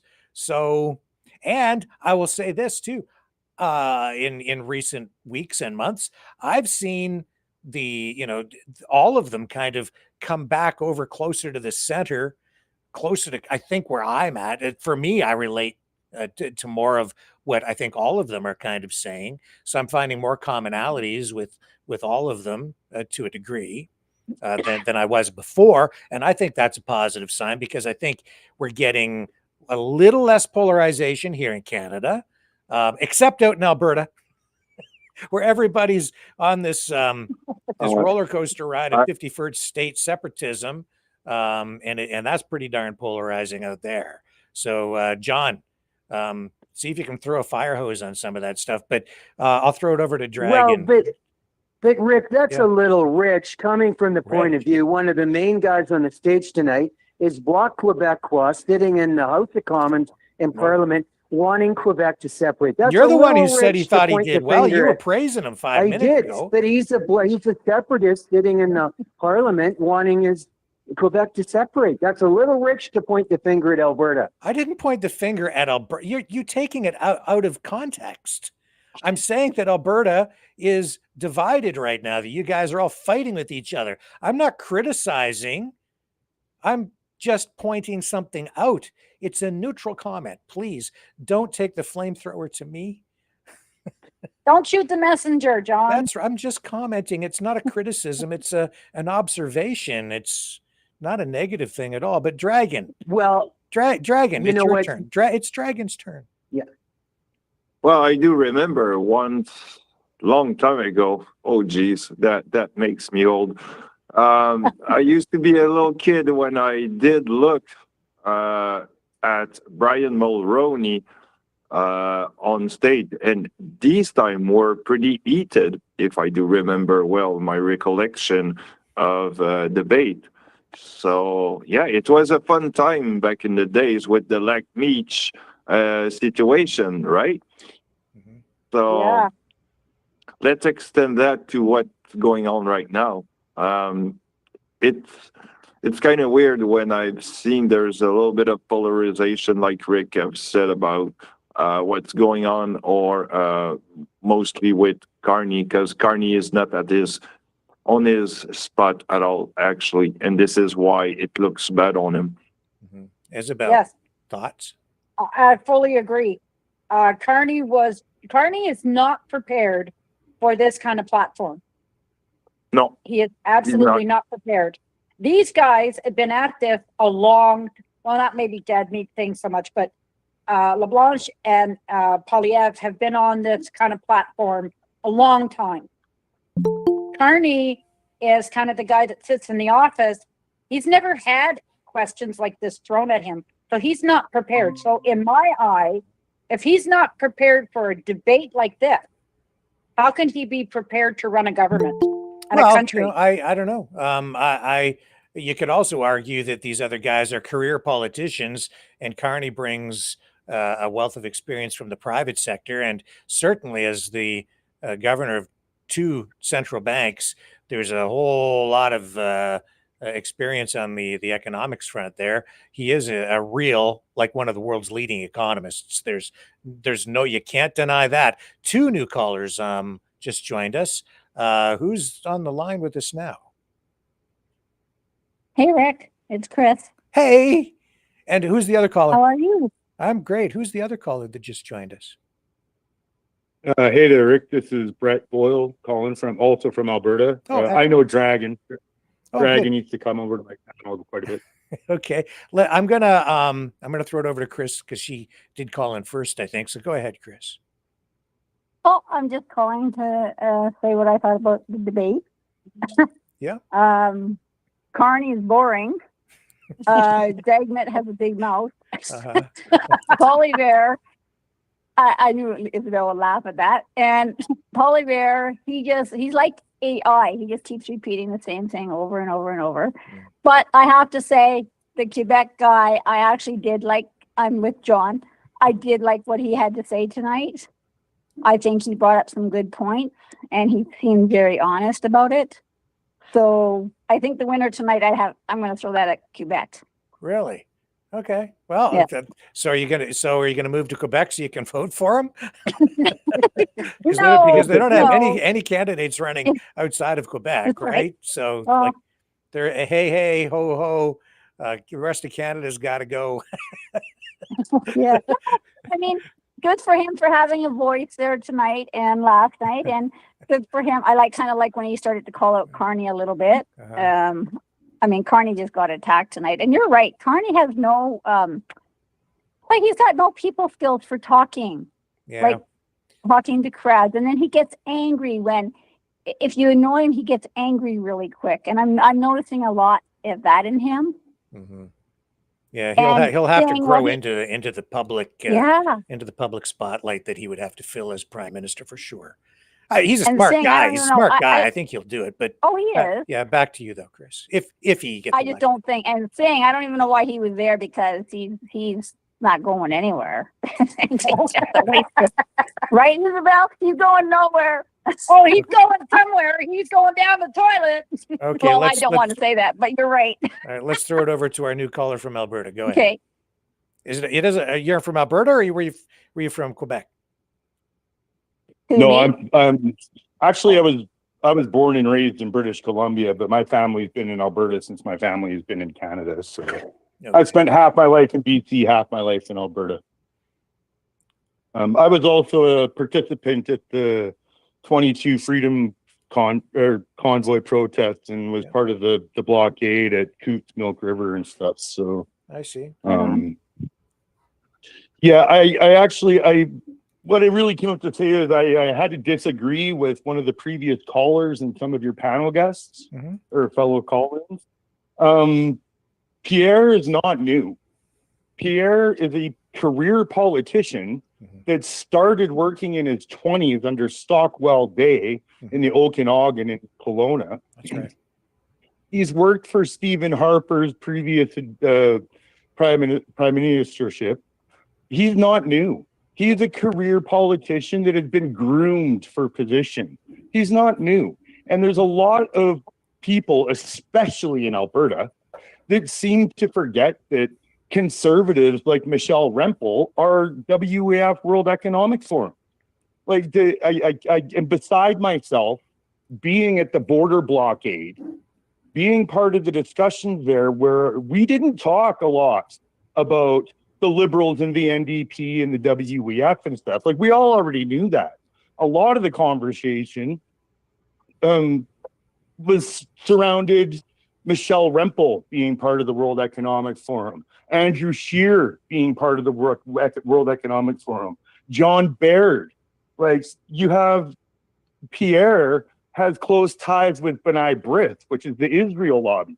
Like, to think that he's new or like voting for conservatives is voting for change is just beyond me. I can't even comprehend how this is even a consideration or a thought that the flip-flop between the red and blue is voting for change when it's actually voting for the status quo and more of the same. So who would you vote for then? You know what? I was actually... Obviously you're against the Liberals because you stood up at the Coots border, and now you're saying you don't like Pierre because he's not new. So who are you for then if you're in Alberta? Just curious. I actually was disappointed that the election got called quite so quickly. I don't really feel like I have anybody to vote for right now, and I was going to put my own name on the ballot. Be the change we want to see, right? In my mind, I couldn't in good conscience vote for any of the big three parties. You couldn't pay me to vote for the Conservatives, the Liberals, or the NDP. All three are corrupt to the beyond. And you're wasting your vote voting for them because those MPs, they have to vote along party lines once they get into that House of Commons. If they don't, they get kicked out of the party. So your MP from the red and blue parties, especially, also the orange, you're wasting your vote. They don't listen to their constituents when it comes to House vote. They have to vote along party lines. You're wasting your vote. They don't listen to their constituents. And it's not voting for actual real change. It's voting for more of the status quo. That's what the red-blue flip-flop is. Just the status quo. And in my opinion, I think the Liberals have deliberately run things into the ground so bad that the people would literally vote for a goldfish if they ran for the Conservatives. I think it's been done by design and on purpose. They're just passing off the baton. You know, I feel very strongly that the Liberals, you get the social agenda, and the Conservatives, you get the corporate agenda, where they're selling off selling off public corporations, tax breaks to the wealthy, cut funding to healthcare and education. Like, it's their MO. Nothing's changing with the Conservatives. It's just more of the status quo and the same. So I had to come up and I'm sorry, forgive me. I know I'm rambling probably now, but I had to come up and just. No, you're welcome to share your views here. Pierre's not new. He's not new. He's a career politician groomed for position. So sorry, thank you. Yeah, groomed or you know, you could argue that he worked his way up, but either or, but certainly has been around. Well, that's all he's ever done. It's politics. Rick, my friend My friend from Alberta, BC, Daniel Smitty just dumped a guy out of the Alberta legislature, a backbencher, because he voted against the party. My friend, new friend, Alberta, BC makes a good point. He voted against the party for an independent public inquiry about this healthcare, scandal in Alberta, and they dumped him. Like, he got dumped because he didn't vote party lines. Sorry, Chris, did you have something to say? Was it you? Well, I'm just listening to John, Yeah. and there's two John that have been ousted by Daniel Smith by now for not going along with this scandal. There's no transparency. So I was going to ask the new caller, and I'm not picking on him or anything like that, but if you don't like the Conservatives, I'm assuming you don't like Daniel Smith that's in the province either. So some background. I actually live in the town that Danielle Smith is from. I live in High River, Alberta. I actually met her. I've met her in 2013 during the flood here. I was here for that. And so I've met her too. My opinion of Danielle Smith is she's a traitor. The floor crossing that happened when she left the Wild Rose to go to the Conservative, that actually threw the election and the NDP got in here. So people in Alberta, they like to complain about how the NDP got in here, which I've never voted NDP, but in fairness, they did a good job while they were here, correcting the abysmal dealings that the Conservatives did. Her floor crossing through that election, and it split the vote, and the NDP ended up winning and getting in. So I've known Danielle Smith for a long time, and I've thought she's a traitor for a long time. Can you define that for us? What do you mean you think she's a traitor? To explain that. If somebody gets up and walks across the floor and goes to join another party, don't you view that as a bit of kind of traitor or backstabbing or? Okay, like well, yeah, we have to be. I'm just, hold on. To me, a traitor is like a traitor to the country, but you could be a traitor to the party. So what do you traitor mean? to the party. Okay, one person at a time. Whoa. So you're a traitor to the Wild Rose Party? Yes, like you can't trust the person, right? They're going to deceive you. They're going to, what she should have done was resign from the party and just sit as an independent. Right, in the next election, join a party or run as an independent or whatever. Not cross the floor, bring MLAs with her, and it really threw the election. If I may, towards the end. can I ask you a question?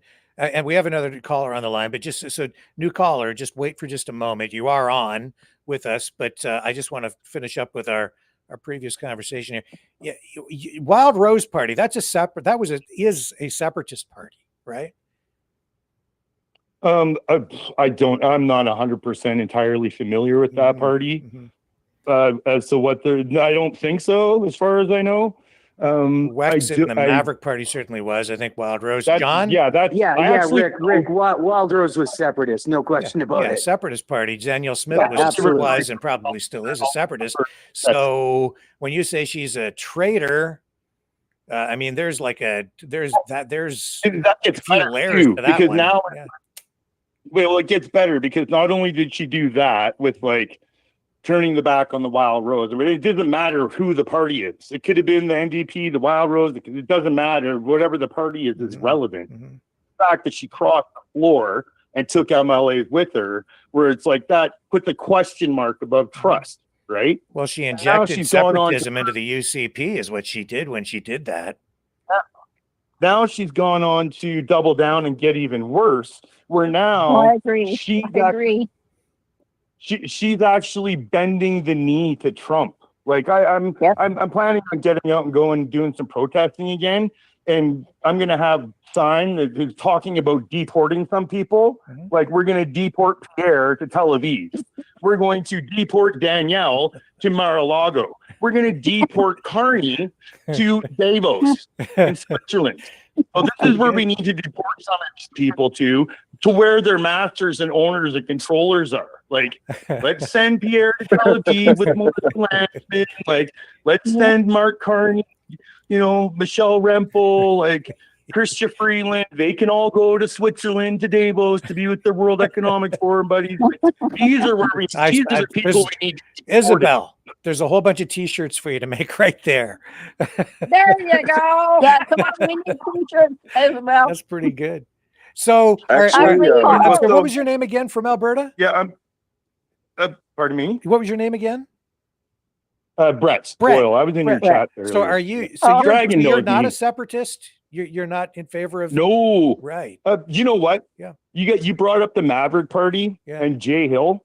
Yeah. Yeah. Jay Hill, I actually know personally. I used to date his daughter, and rest her soul, she actually passed away. Oh. And she actually got me a tattoo for my 21st birthday of a Canadian flag on my shoulder. So it strikes me personally as really, it's some kind of weird irony, craziness that the head of the Maverick Party, who's trying to run a separatist thing, actually his daughter got me my Canadian flag tattoo. I have another one on my butt that says "Made in Canada," and it strikes me as too crazy. much information, Brett. Yeah. The point of that was like, no, you know what?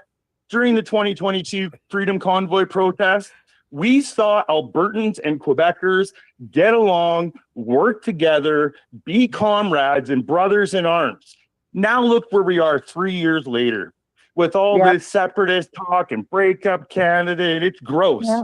This is not what I went and helped my fellow citizens shut down an international border for. Not at all. I left a lot of the groups that I was in because of all their separatist freaking talk and garbage. We did better as a unified people than we are doing with all this separatist divisional crap. Right. So, because you went there just as an ordinary Canadian, you weren't an organizer. You were there because of the mandates and all of the craziness that was going on during the pandemic, right? Absolutely. Yeah. When me as a Canadian can't go to a hockey game without a certain injection, that's a violation of my charter of rights. That's medical discrimination. That's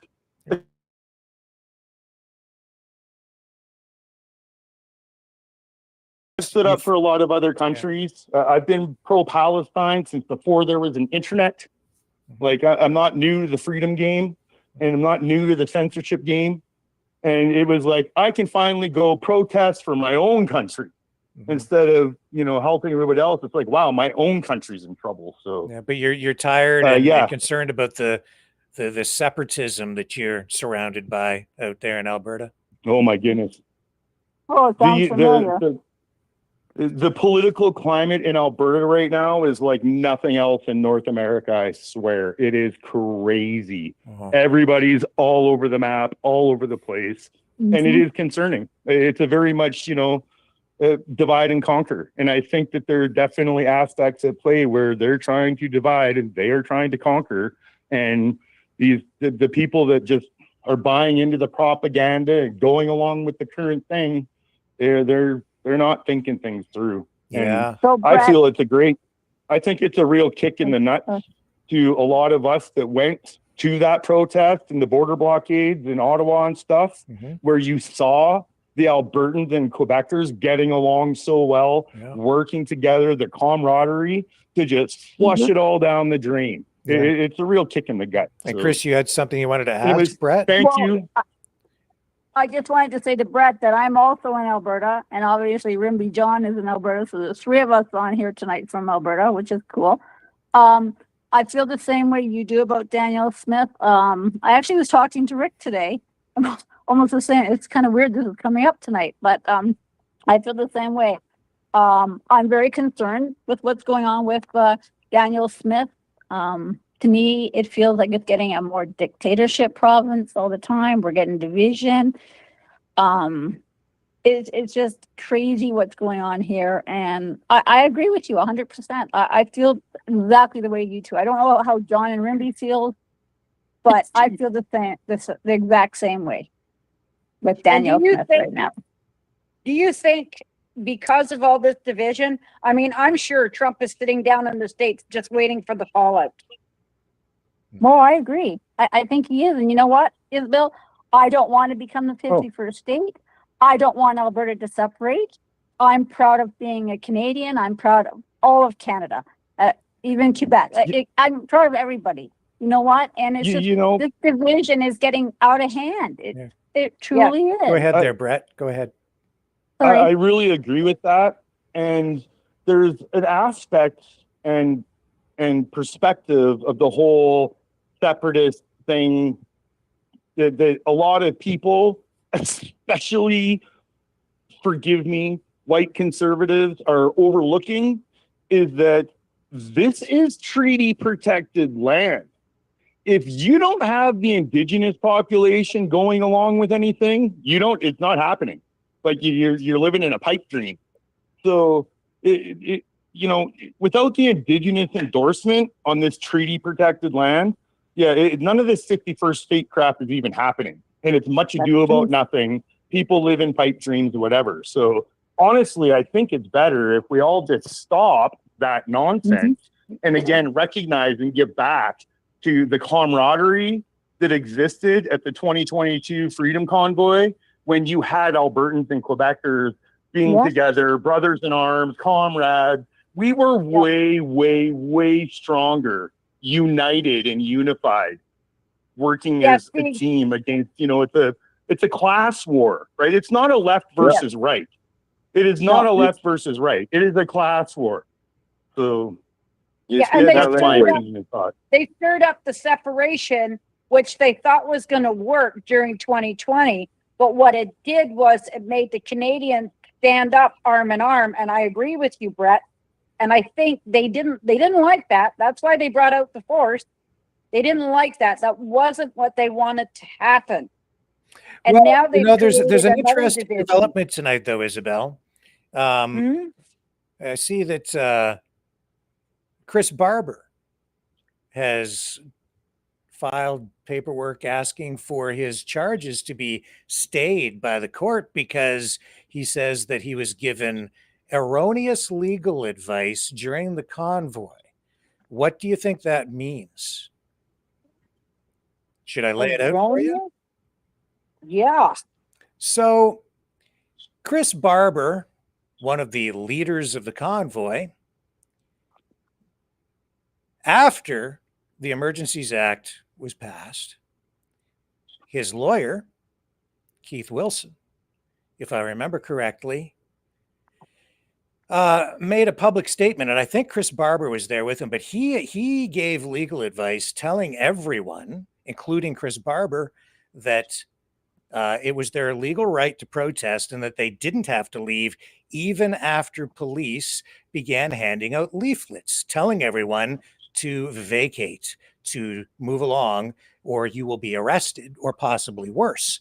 But Keith Wilson, even after, and advised people within the protest, including the leadership, that they didn't have to leave, and also encouraged Canadians, or more ordinary Canadians. He asked for more people to come, even as the leaflets were being distributed to everyone saying, you got to go or you're going to jail. And so he encouraged people to stay and stand against them. But, the interesting thing about Mr. Wilson is that when people were getting the crap kicked out of them, I think he was, where was he? He was already back in Alberta. So he told everyone to stay, but then he left. And Chris Barber tonight, if you go to his TikTok account, you'll see that he posted a video because he might lose his truck. He might go to jail for 2 years if these charges are made. But, he got legal advice from Mr. Wilson, who told him, it's okay to stay. You should stay. Everybody should stay. But Mr. Wilson didn't stay. What is Mr. Wilson advocating for right now, Brett? What's he talking about? What's he on Rebel News? Well, you were saying about what's he been spouting off about lately? For the record, I am not a Rebel News fan at all. I'm not pinning this on you at all. This got nothing to do with you. This is a breaking news story tonight. because this was just Okay. so. I mean, I'm listening to all of this, and yet it seems to me that a lot, and I've laid a bunch of things out on this program because, like you, Brett, I was with you. I was an ordinary Canadian. I didn't go to Ottawa, but I was, engaged in live streaming to make sure that, we could show as much as possible because I'm absolutely in alignment with you, like so many other ordinary Canadians, but who wanted an end to the overreach of government at the time. But there were a few different groups of people who came with different motives. And Mr. Wilson advised not just the leadership of the convoy, as a lawyer, the most, I would say, the most visible, prominent legal voice of the Freedom Convoy. He told everyone, even as they were handing out leaflets, you should stay and more people should come. And then what happened to the ordinary Canadians? Well, Rick, Rimby, John, if I may, allegedly, John, Rick. no, not allegedly. These are facts, verifiable facts. And then, and if I may, what happened to the ordinary Canadians who did hold the line? They got the crap kicked out of them. And now Mr. Barber might lose his truck, might go to jail for 2 years. Now he's basically throwing himself on the mercy of the court, asking for the charges to be stayed because why? He's saying tonight that he got erroneous legal advice. And his lawyer now still with the JCCF, so it's tempered somewhat in the language, but now it's Mr. Carpe that's, I believe, advising Mr. Barber. There's more to this story, I think, than meets the eye. Yeah, no, I have two thoughts on that. Sure. Number one would be, do you want the good or the bad first? Let's go with the bad. Both. Let's go with the bad first. Sure. The bad first. So in my mind, I think there was, I've had this discussion many times with many people in different countries even. Mm-hmm. And I'm starting to feel a lot more strongly now that there was certain orchestration at play, and that I really think that they were wanting to manufacture something like J6 that happened in the US. I think they wanted to manufacture that here. And I think they greatly underestimated Canadians. Yes. Where we didn't protest by burning anything down or nothing like that. We protested by doing civic duty, feeding the homeless, cleaning the streets, women and children singing songs, having barbecues and hot tubs. Like, we changed the face of protesting that they worked so hard to demonize. And they didn't know what to do with us. Right. They wanted a J6 event in my mind. Except Brett, I think that some people did know what to do with you. Were you there? I guess you weren't there in Ottawa when people got beaten because you were back at Coots. But what did they do with while the people were being beaten? They videotaped. Yeah, I feel that there was an aspect of orchestration. So what does that do? I do think, my view of the rebel is they are, Ezra Levant has been to court and said that him and the people that work for him are not journalists. That's what he said in his libel case under oath in a courtroom, is that him and the people that work for him are not journalists. So why people continue to treat them like journalists, I don't understand. In my mind, Ezra Levant is just a Zionist propagandist. He's pro-Israel. It's just, I can go on and on and on about rebel. There is the second point that I wanted to bring up about that with the, staying or inviting more people or whatever from a legal perspective, it starts to become an issue of a charter challenge. Like, you're challenging the charter at that point, where we do have the right to legal assembly. Like, we have that right. Yep. So there is where it's like, well, they're saying that you need to leave, but we have a right to be here and do so. So it does become like a legal issue and challenge of the charter rights. It is, but even, that's what a protest is. Yeah, but even as That's incensed what a as I was, protest is. do you know what, Hold on. dude? Hold on. Well, Sure, go ahead. I'll just let me finish, Yeah, and then you can absolutely. go Go on. ahead.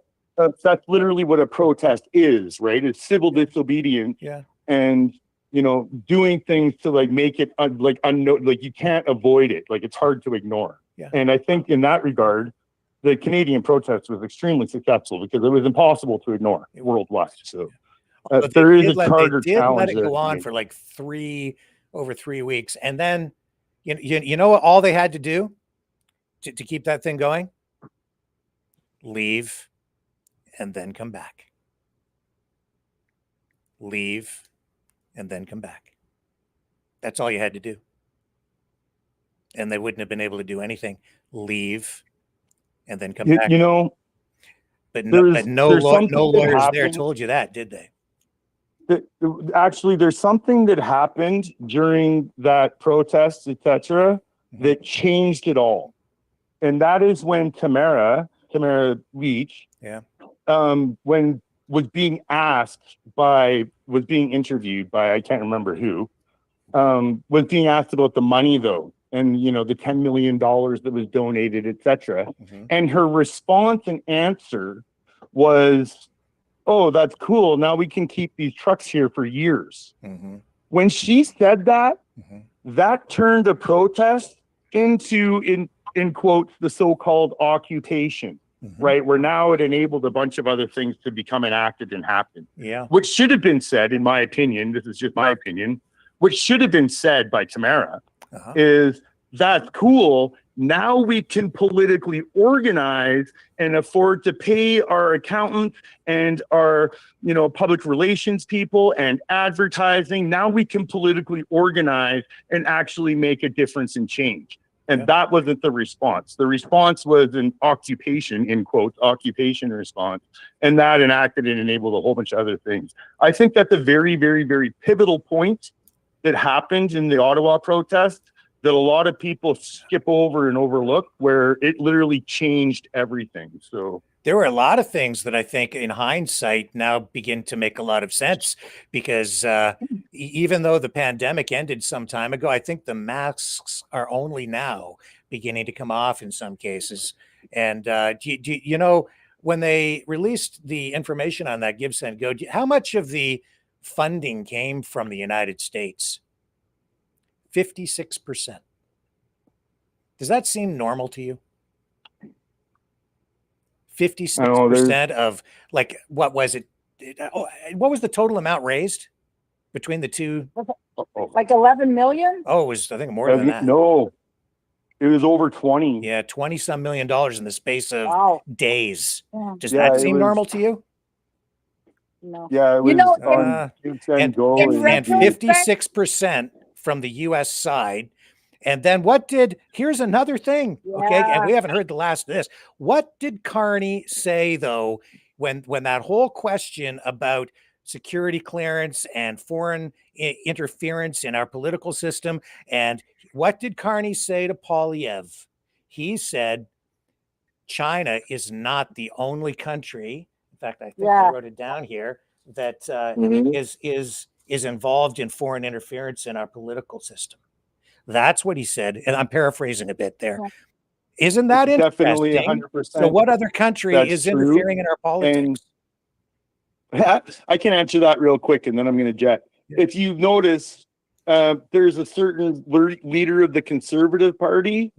He likes to wear a kippah and give addresses to the country standing in front of an Israeli flag with a Zionist Melissa Lantzman behind him as his right-hand person, and he has to clear an answer side. And don't leave yet, Brett, because there's another element to this. Being part of Stephen Harper and Jason Kenney and Stockwell Day that all have ties to B'nai B'rith, the Israel lobby, there's definitely a lot more than China at play. China's a distraction. And there's China's not the threat. There's another element to this, Pierre, too. We are under threat from the people that we call so-called allies. That's our threat to our society. And there's another element to Pierre that I think is worth at least noting. The government said that they were concerned about the government, like some of the people wanted to overthrow the government. But you know, it's interesting in hindsight. Do you remember what happened within the Conservative Party itself? Who was the leader at the time? It was Aaron O'Toole. And I remember commenting on this. What happened to Aaron O'Toole during the convoy? It was because of the convoy and internal conflict. There were people who were anti-convoy within the Conservative Party, pro-convoy. It's interesting. There was a vote taken and O'Toole was ousted. So there was actually sort of an inter-party coup that took place within the Conservative Party because of the convoy. The convoy resulted in a Conservative Party coup of sorts, because after O'Toole was ousted as the leader, it laid the groundwork for Poilievre, who was more friendly, more aligned with the Western leaders of the convoy. And it laid the groundwork for him to become the leader of the party. Are you don't forget dots together? Don't forget, there was a point where you had the leader of the Liberals being Trudeau, the leader of the NDP during Jagmeet Singh, and the leader of the Conservatives being Andrew Scheer. All three of those people were World Economic Forum people. So it didn't matter who you voted for if you voted for those three parties. Well, I think the WEF guy got in. Well, so they're not. People like to be like, oh, well, they're fixing not get off elections. You don't in need the to weeds. fix an election Not get off if in your the weeds guy's here. always in there. To not get off in the weeds. The point is that because of the convoy, that's not the you didn't weeds. get an overthrow of the something that should be government. front and center. Well, one thing at a time, and the point is that we had a change in leadership in the Conservative Party, in Pierre Poilievre taking over from the other dude, and as a result of that. So Brett Rimby John, did you listen to the debate tonight? Brett Rimby John, did you listen to the debate tonight? The guy from the Separatist Party. The debate. You did. I myself did not. Well, you should, because you're very uneducated. You should go back and listen to what the guy said from the Block Dragons guy. I don't need to listen to people piss in my ear and tell me it's raining. No, it's just, you know what? The big parties, Conservatives, the Liberals, guy, and the it's Quebec. It's Quebec number one. Quebec first, and don't poop all over people in Alberta. I've been here 107 years, and I'm in the oil business. And you better listen to the guy from Quebec tonight, because it's Quebec first. We're rich, we're loaded, we're multi-billionaires. They haven't shared $1 of Hydro-Quebec with anybody on Alberta. And Brett, I want my $250 billion back. John, you need to calm down and dial back, first of all. Whoa. Yeah, you need to dial back. Second of all, you seem to be like one of many Albertans that forget that provinces like Ontario and Quebec carried Alberta through just a few decades ago, 40, 50 years ago. We were getting the equalization payments from out east. And a lot of Albertans and Westerners really forget that. There's this exceptionalism that is going on, and this selfishness and greediness and division. It's not okay. Well, Brett, I got one more question for you, Brett. One more question, Brett. One more question, Brett. How does the Quebecois have a separatist party in Parliament and Alberta doesn't? How do you think that's fair? Make a separatist party and run for Parliament. Nobody's saying you can't. There you go. We're doing it right now, Brett. Man. It's happening under your feet. There are 16 federal parties that are registered. That's right. Register another one. Be a separatist party. Register a party. You have the right to do so. Right. There's no reason to freak out about it. Why are they sitting in my Canadian Parliament? Because we're pro-team freedom. Yeah, there you go. Hey, Brett. Go do that. You have the right to do it. Absolutely. Bang on, spot on, perfect. Like, yeah, I agree with you, Brett. I agree with you. 100%. I don't believe in it. I'm not voting like that ever. My Canada includes Quebec and it includes Alberta. Mine too. Yeah, mine too. I have the flag tattooed on me to show for it. Yeah. So Mine too. you know, Mine is 10 provinces, not 8. Right on. 10. yeah, Isn't and it anybody that wants to be awesome? American, let me know. I'll come pick you up, drive you to the border, and throw you over. Happy to Well, you help. can actually, Brett, you can go back to With British that, I'm going to Columbia. go. That's where you can go. I Back to British appreciate you all. Columbia, Brett. Thanks, Rick, for letting me up. I'm going to go. Oh, I got to go. I got some stuff to do. Good But night, I Brett. appreciate the Brett, conversation. We love you, man. Call back anytime. Team Freedom. You were spot Yes, on. thanks, Brett. Thank you, sir. Bye, Team Freedom. Brett. Go Thank Freedom. you. Appreciate you. Great call. Thank you, Brett. John, man, Thanks, Brett. you're so You know what? emotional, man. Well, know what Brett, I if you noticed don't like now? Alberta, He Brett, does if you like don't like Alberta. He Alberta, go loves back Alberta, to John. BC. He's not a true Albertan. He's from British Columbia. Tree huggers. No, That's John. okay. Well, you're He not. knows in Alberta. Oh, here you go. He's from Stop Alberta. You guys talking. all See? overlook. You all give Quebec a free pass. Dragon What are you 2. Your talking guys about? said it Stop. tonight from John, Quebec John, Cloth. You're John, separate, and thank John, you for his John, honesty. you're okay. That's enough. We've heard it like 1,000 times.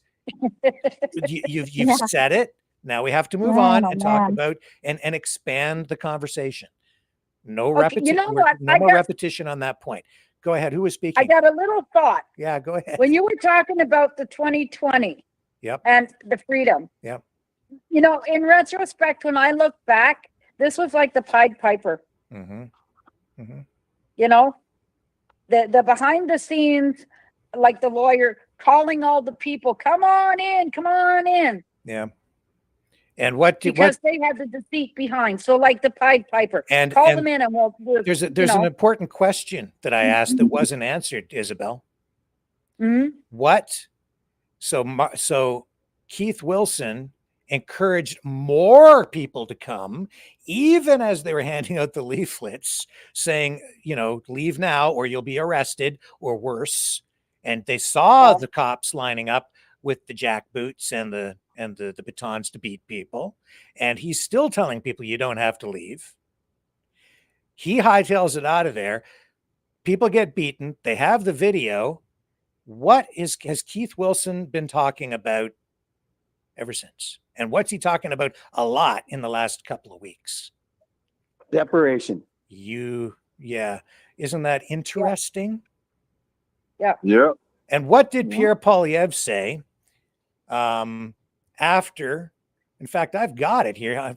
Isn't it interesting? Because this all just came to me this afternoon. Not all of it, but this particular thing. I just happened to stumble on this because of the thing with Chris Barber.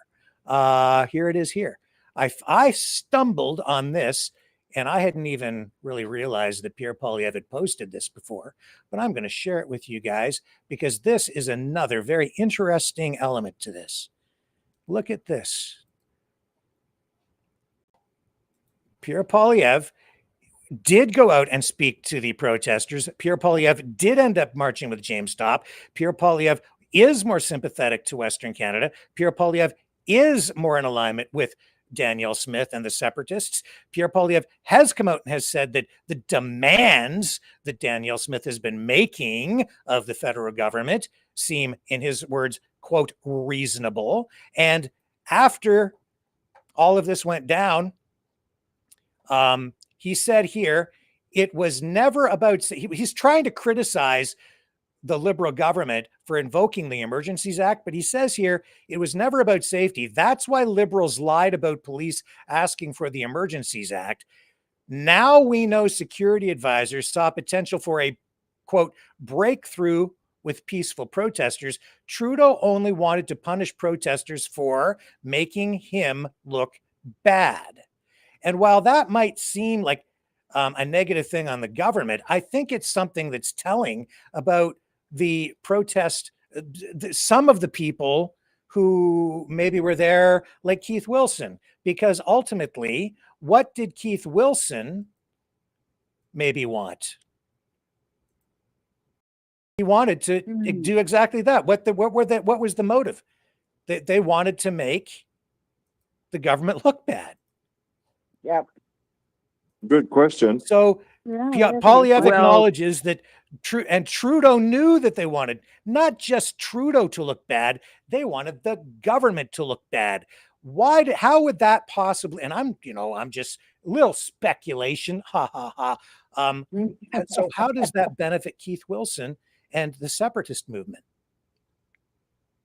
Because then they can overthrow.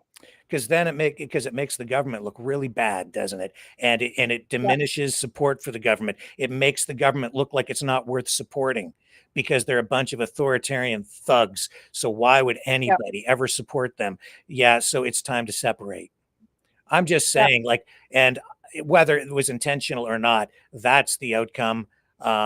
Very interesting, isn't it? The turn of events as they unfolded. So here's a guy advising everybody, a lawyer giving legal, people look at him for legal advice. He's the legal face. He's the go-to legal guy. And he's telling everybody, even as they're handing out leaflets, Rick Rimby, you're going to be arrested, and the lawyer is telling you, no, you don't. You don't have to leave. They can't do anything to you. You have a legal right to be here. You have a right to protest. You don't have. Actually, no. It was time to go, and legally, you had to go because you'd overstayed. And as I said, I think the real, and I'm not a lawyer, but my take on it would be, if you wanted that protest to continue, the trick was leave. Come on back the next day. Leave. Come on back the next day. You can keep going over and over again because that's the way the system works. But if you just Rick, occupy, then you get the crap kicked out of you. Well, Rick Rimby John, Keith Wilson represented Brian Peckford, the ex-prime minister down east. He on charter arguments and violations and COVID knockdowns and COVID and all that. He's a very, very honorable gentleman. Is he? Okay. Yeah, he is. And, I think we need to be a little careful here. I'm being very careful, John. You know what? Maybe I've been a little too damn careful over the last few years. Because is he not the one that was at the emergency investigation? Yes. And he was the one that was kicked out or was fired? No, there was Brendan Miller and there was a lady and there was Keith Wilson behind the whole inquiry with Justice Rollover. We got another rollover. Well, one more comment, Rick. Our friend from Kingston, Brian Howell, he went to John, you got to pause a minute because we got another caller calling in. Who's on the line with us now? Calling in from Eastern Ontario. How you doing there, John? I'm the guy you called a moron the last time you were on. And I apologize to you for that. Good. Yeah, so let's leave it at that, John. Here we go. Okay. Sorry. Who's calling to you that? No, we kind of drifted off from the debate here tonight, and we're back with the convoy and the protests and everything else. And my dad had a term for this. It's called fishing for memories. And what that means is you always go back to the same spot and you try to relive something again that was really great in your mind. Well, in fairness, I'm not doing that. This is a new development, a new news story tonight, and it is important, and that's why I'm highlighting it. But go ahead. Well, Rick, no, I mean this is on you, this one, but I mean, it all comes back. If we were to go back and listen to your shows 3 years ago now and listen up here, we were all about taking down the government. And that's the whole, it was pretty obvious right from the start of the whole protest that that's what these people had in mind here, was to come to Ottawa and bring down the government. And then on top of that, we had your Coots Cowboys, and it's too bad that Brent was off the line before I called in. And they were a rootin' tootin' bunch of cop shooting guys that were going to go down to the border and we were going to kill us some RCM police. And then we had another group in Windsor that decided they were going to hold up international trade until we got some pressure from the U.S. government to get things rolling again. Now, there's three elements there. It's not entirely about Ottawa. Fair Okay, enough. I'll Yep, that's continue true. there. Yep. And if the fault goes back to anybody on this whole thing, it was the Ottawa police force that should have got those guys out of there in the first week. And to make myself perfectly clear, I have nothing wrong with protesting. You make your point and then you go home. You don't hang around for 2 weeks or 3 weeks. You don't have bouncy castles. You don't put your kids up between you and the police. You don't put people in walkers up between you and the horses. You make your point and you go home. Yeah. Pretty powerful video, though, wasn't it? If you get my drift. Which video? Well, the video of the a little old lady with the walker getting trampled and the people getting the crap kicked out of them. And, you know, you see what I'm saying? Okay, well, why the hell, Rick, if you saw the horses there and you were protesting, would you put a little old lady in a walker right up at the front? Precisely. That's a very, very good question, isn't it? Maybe we should ask. We can ask ourselves all of that. I mean, I don't think we should ask ourselves. Maybe there's about how much. There's probably some key people that we should ask that question of. One, can you think of anybody here? Can you think of anybody we might ask that question of? Or I missed that. You make some polarization. No, are you? I'm trying to help everybody out here a little bit. JT? No. Who told everybody to stay? Who encouraged more people to come even after they handed out the leaflets? The lawyer. Keith Wilson. Yeah, maybe we should give Mr. Wilson a call. I love Keith. Give him a break. Oh, yeah, do you? Yeah, that's great. Well, maybe you Well, can call give it. the guy a break. Come on, I'm just saying. What do you think? Why would he leave, John? Why would he encourage more people to come, John? Yep. I don't have enough knowledge on it. You don't. What else do I have to lay out for you? Are you not getting like it? the guy. That's like if I go out and I round up a bunch of people and say, we're going to get this guy. We're going to go after this gang. Everybody rounds up. They all come out to fight the gang. I take off. What do you do with the video after you shoot the video? What are they doing with that video? Post it. Yeah, a lot. All over. A lot. What is coming out in the next week or so, just in time for the election? A couple of documentaries. Yeah. Yeah. Sorry, I can't remember your name again. It's Laurie. Laurie, right? Are you picking up? And I'll bring up another one for you. What's that? Yeah, I wanted to comment on this group of 11 cabinet ministers that have so-called being charged out west with being derelict of duty.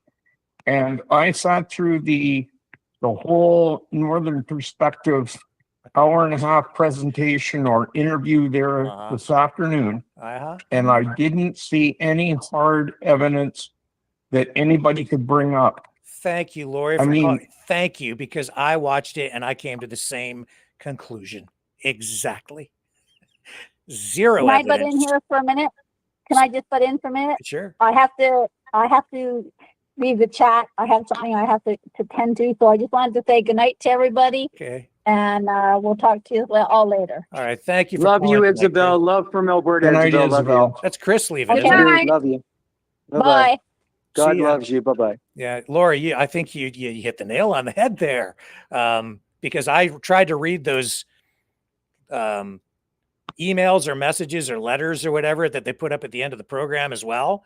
They're hard to read, but I tried to get through them. Bottom line is, those letters are just them complaining. It's no evidence of anything, and I didn't see any evidence either. Well, I know these guys were playing in a pretty a shark-infested pool. Let me say that. And there are things that are going to happen when you're fooling around with CSIS and stuff like that. But then when you come out and accuse people of this right before the election, and 11 cabinet ministers, and I went down through the letter and it said, Marco Mendicino failed to do this. Or Freeland failed to do this.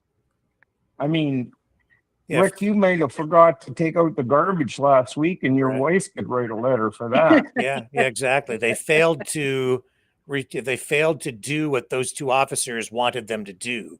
That's what it came down to. You didn't do what we wanted you to do, or what we told you you should do. You failed to do this. Like, that's, I don't know. It's there seems to be some sort of allegation of maybe some sort of crime that doesn't really seem to materialize in the open letter that they wrote to Mark Carney. And I'll say this, I have to wonder about the ethical, about the ethics surrounding this, when at least one of these guys, I think, is still a serving RCMP officer, isn't he? I believe Mr. Merrifield is still a serving RCM police officer. I'm wondering if there are even openings here for legal process of election interfering, or even defamation. Yes, I'm wondering the same thing, and I'm not saying one way or the other, but I think, again, you've hit the nail on the head there, Lori. 100%. Yeah, good questions is what those are. Hey, Rick, I'm leaving the chat room, John. Okay, John. No, I just one final comment. Love you, Dragon. Love you, Brett from Alberta. One comment, Rick. I talked to our friend Brian Howd. He was at John Tiger today and bought a red T-shirt that Canada is not the 51st state. Thumbs down for $10. And Rickster, guess where the T-shirt was made? China. Dragon, Lori. China. No, second guess. I don't know, John. Tell me. Canada. No, second guess, Dragon. Can we just tell us? Bangladesh, Vietnam. Fourth choice, Georgia, in the United States of America. Georgia. Okay. It must have been a high quality T-shirt, but yeah, Canada is not the 51st state. Thumbs up. Anyway, love you guys. Peace around the world. John. Brett, come back on. Love you, Dragon. I love my dragon in Montreal. Bye bye. Love you, John. Night, John. Yeah, I'll get off here too.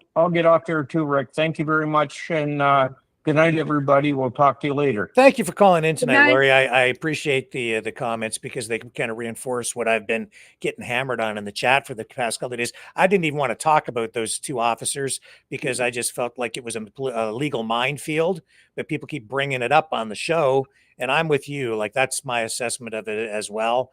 And I've been saying that for the last few days. So I appreciate the call very much. The clue there, Rick, is that if there was any truth or any traction to the whole thing, why wouldn't Pierre bring it up and start throwing the rocks again? Yep. Good point. Yeah. Okay, good night, guys. Thank you, Lori. Good night. Have a great night. Okay, Isabel. Have a good one, Lori. You go ahead and give us a final thought tonight as we wrap up. Well, I mean, after watching that debate tonight, I gotta say, the Quebec leader was on spot. He kept his cool. He talked very level-headed without raising his voice. I'm still undecided. I would never vote NDP or Liberal. I'm kind of wondering, though, about poilievre. I don't know. What choice do we have? I'm just looking for something better. If we had a fifth member, maybe that was a little more level-headed. Maybe. But anyway, keep the faith. We'll get there. Yeah, we will. And don't go away, Dragon. Can you please bring us French Donald Trump again to close off our show tonight? I will, for sure. But first, I want to say thanks, Brett, for the good word about Quebec. I truly appreciate. And for those who like the beautiful and the admirable Trump from Quebec, Montreal, well, I'm going to tell you this, guys. We probably don't need you, but we need the Mavericks because we all love you guys. So stay tuned because Rick's always have the good words. All right. And for tonight, I think Maverick and the News Brothers will leave us with the big rig, since Donald Trump is rigging everything in sight, including the stock market, rigging and financial wrecking system. And from what I'm seeing here in the last couple of days, maybe even some aspects of the convoy. Could it be? So I'll leave you with the Maverick and the News Brothers and the big rig. We'll be back tomorrow night, 7 p.m. Eastern on the Flip Side.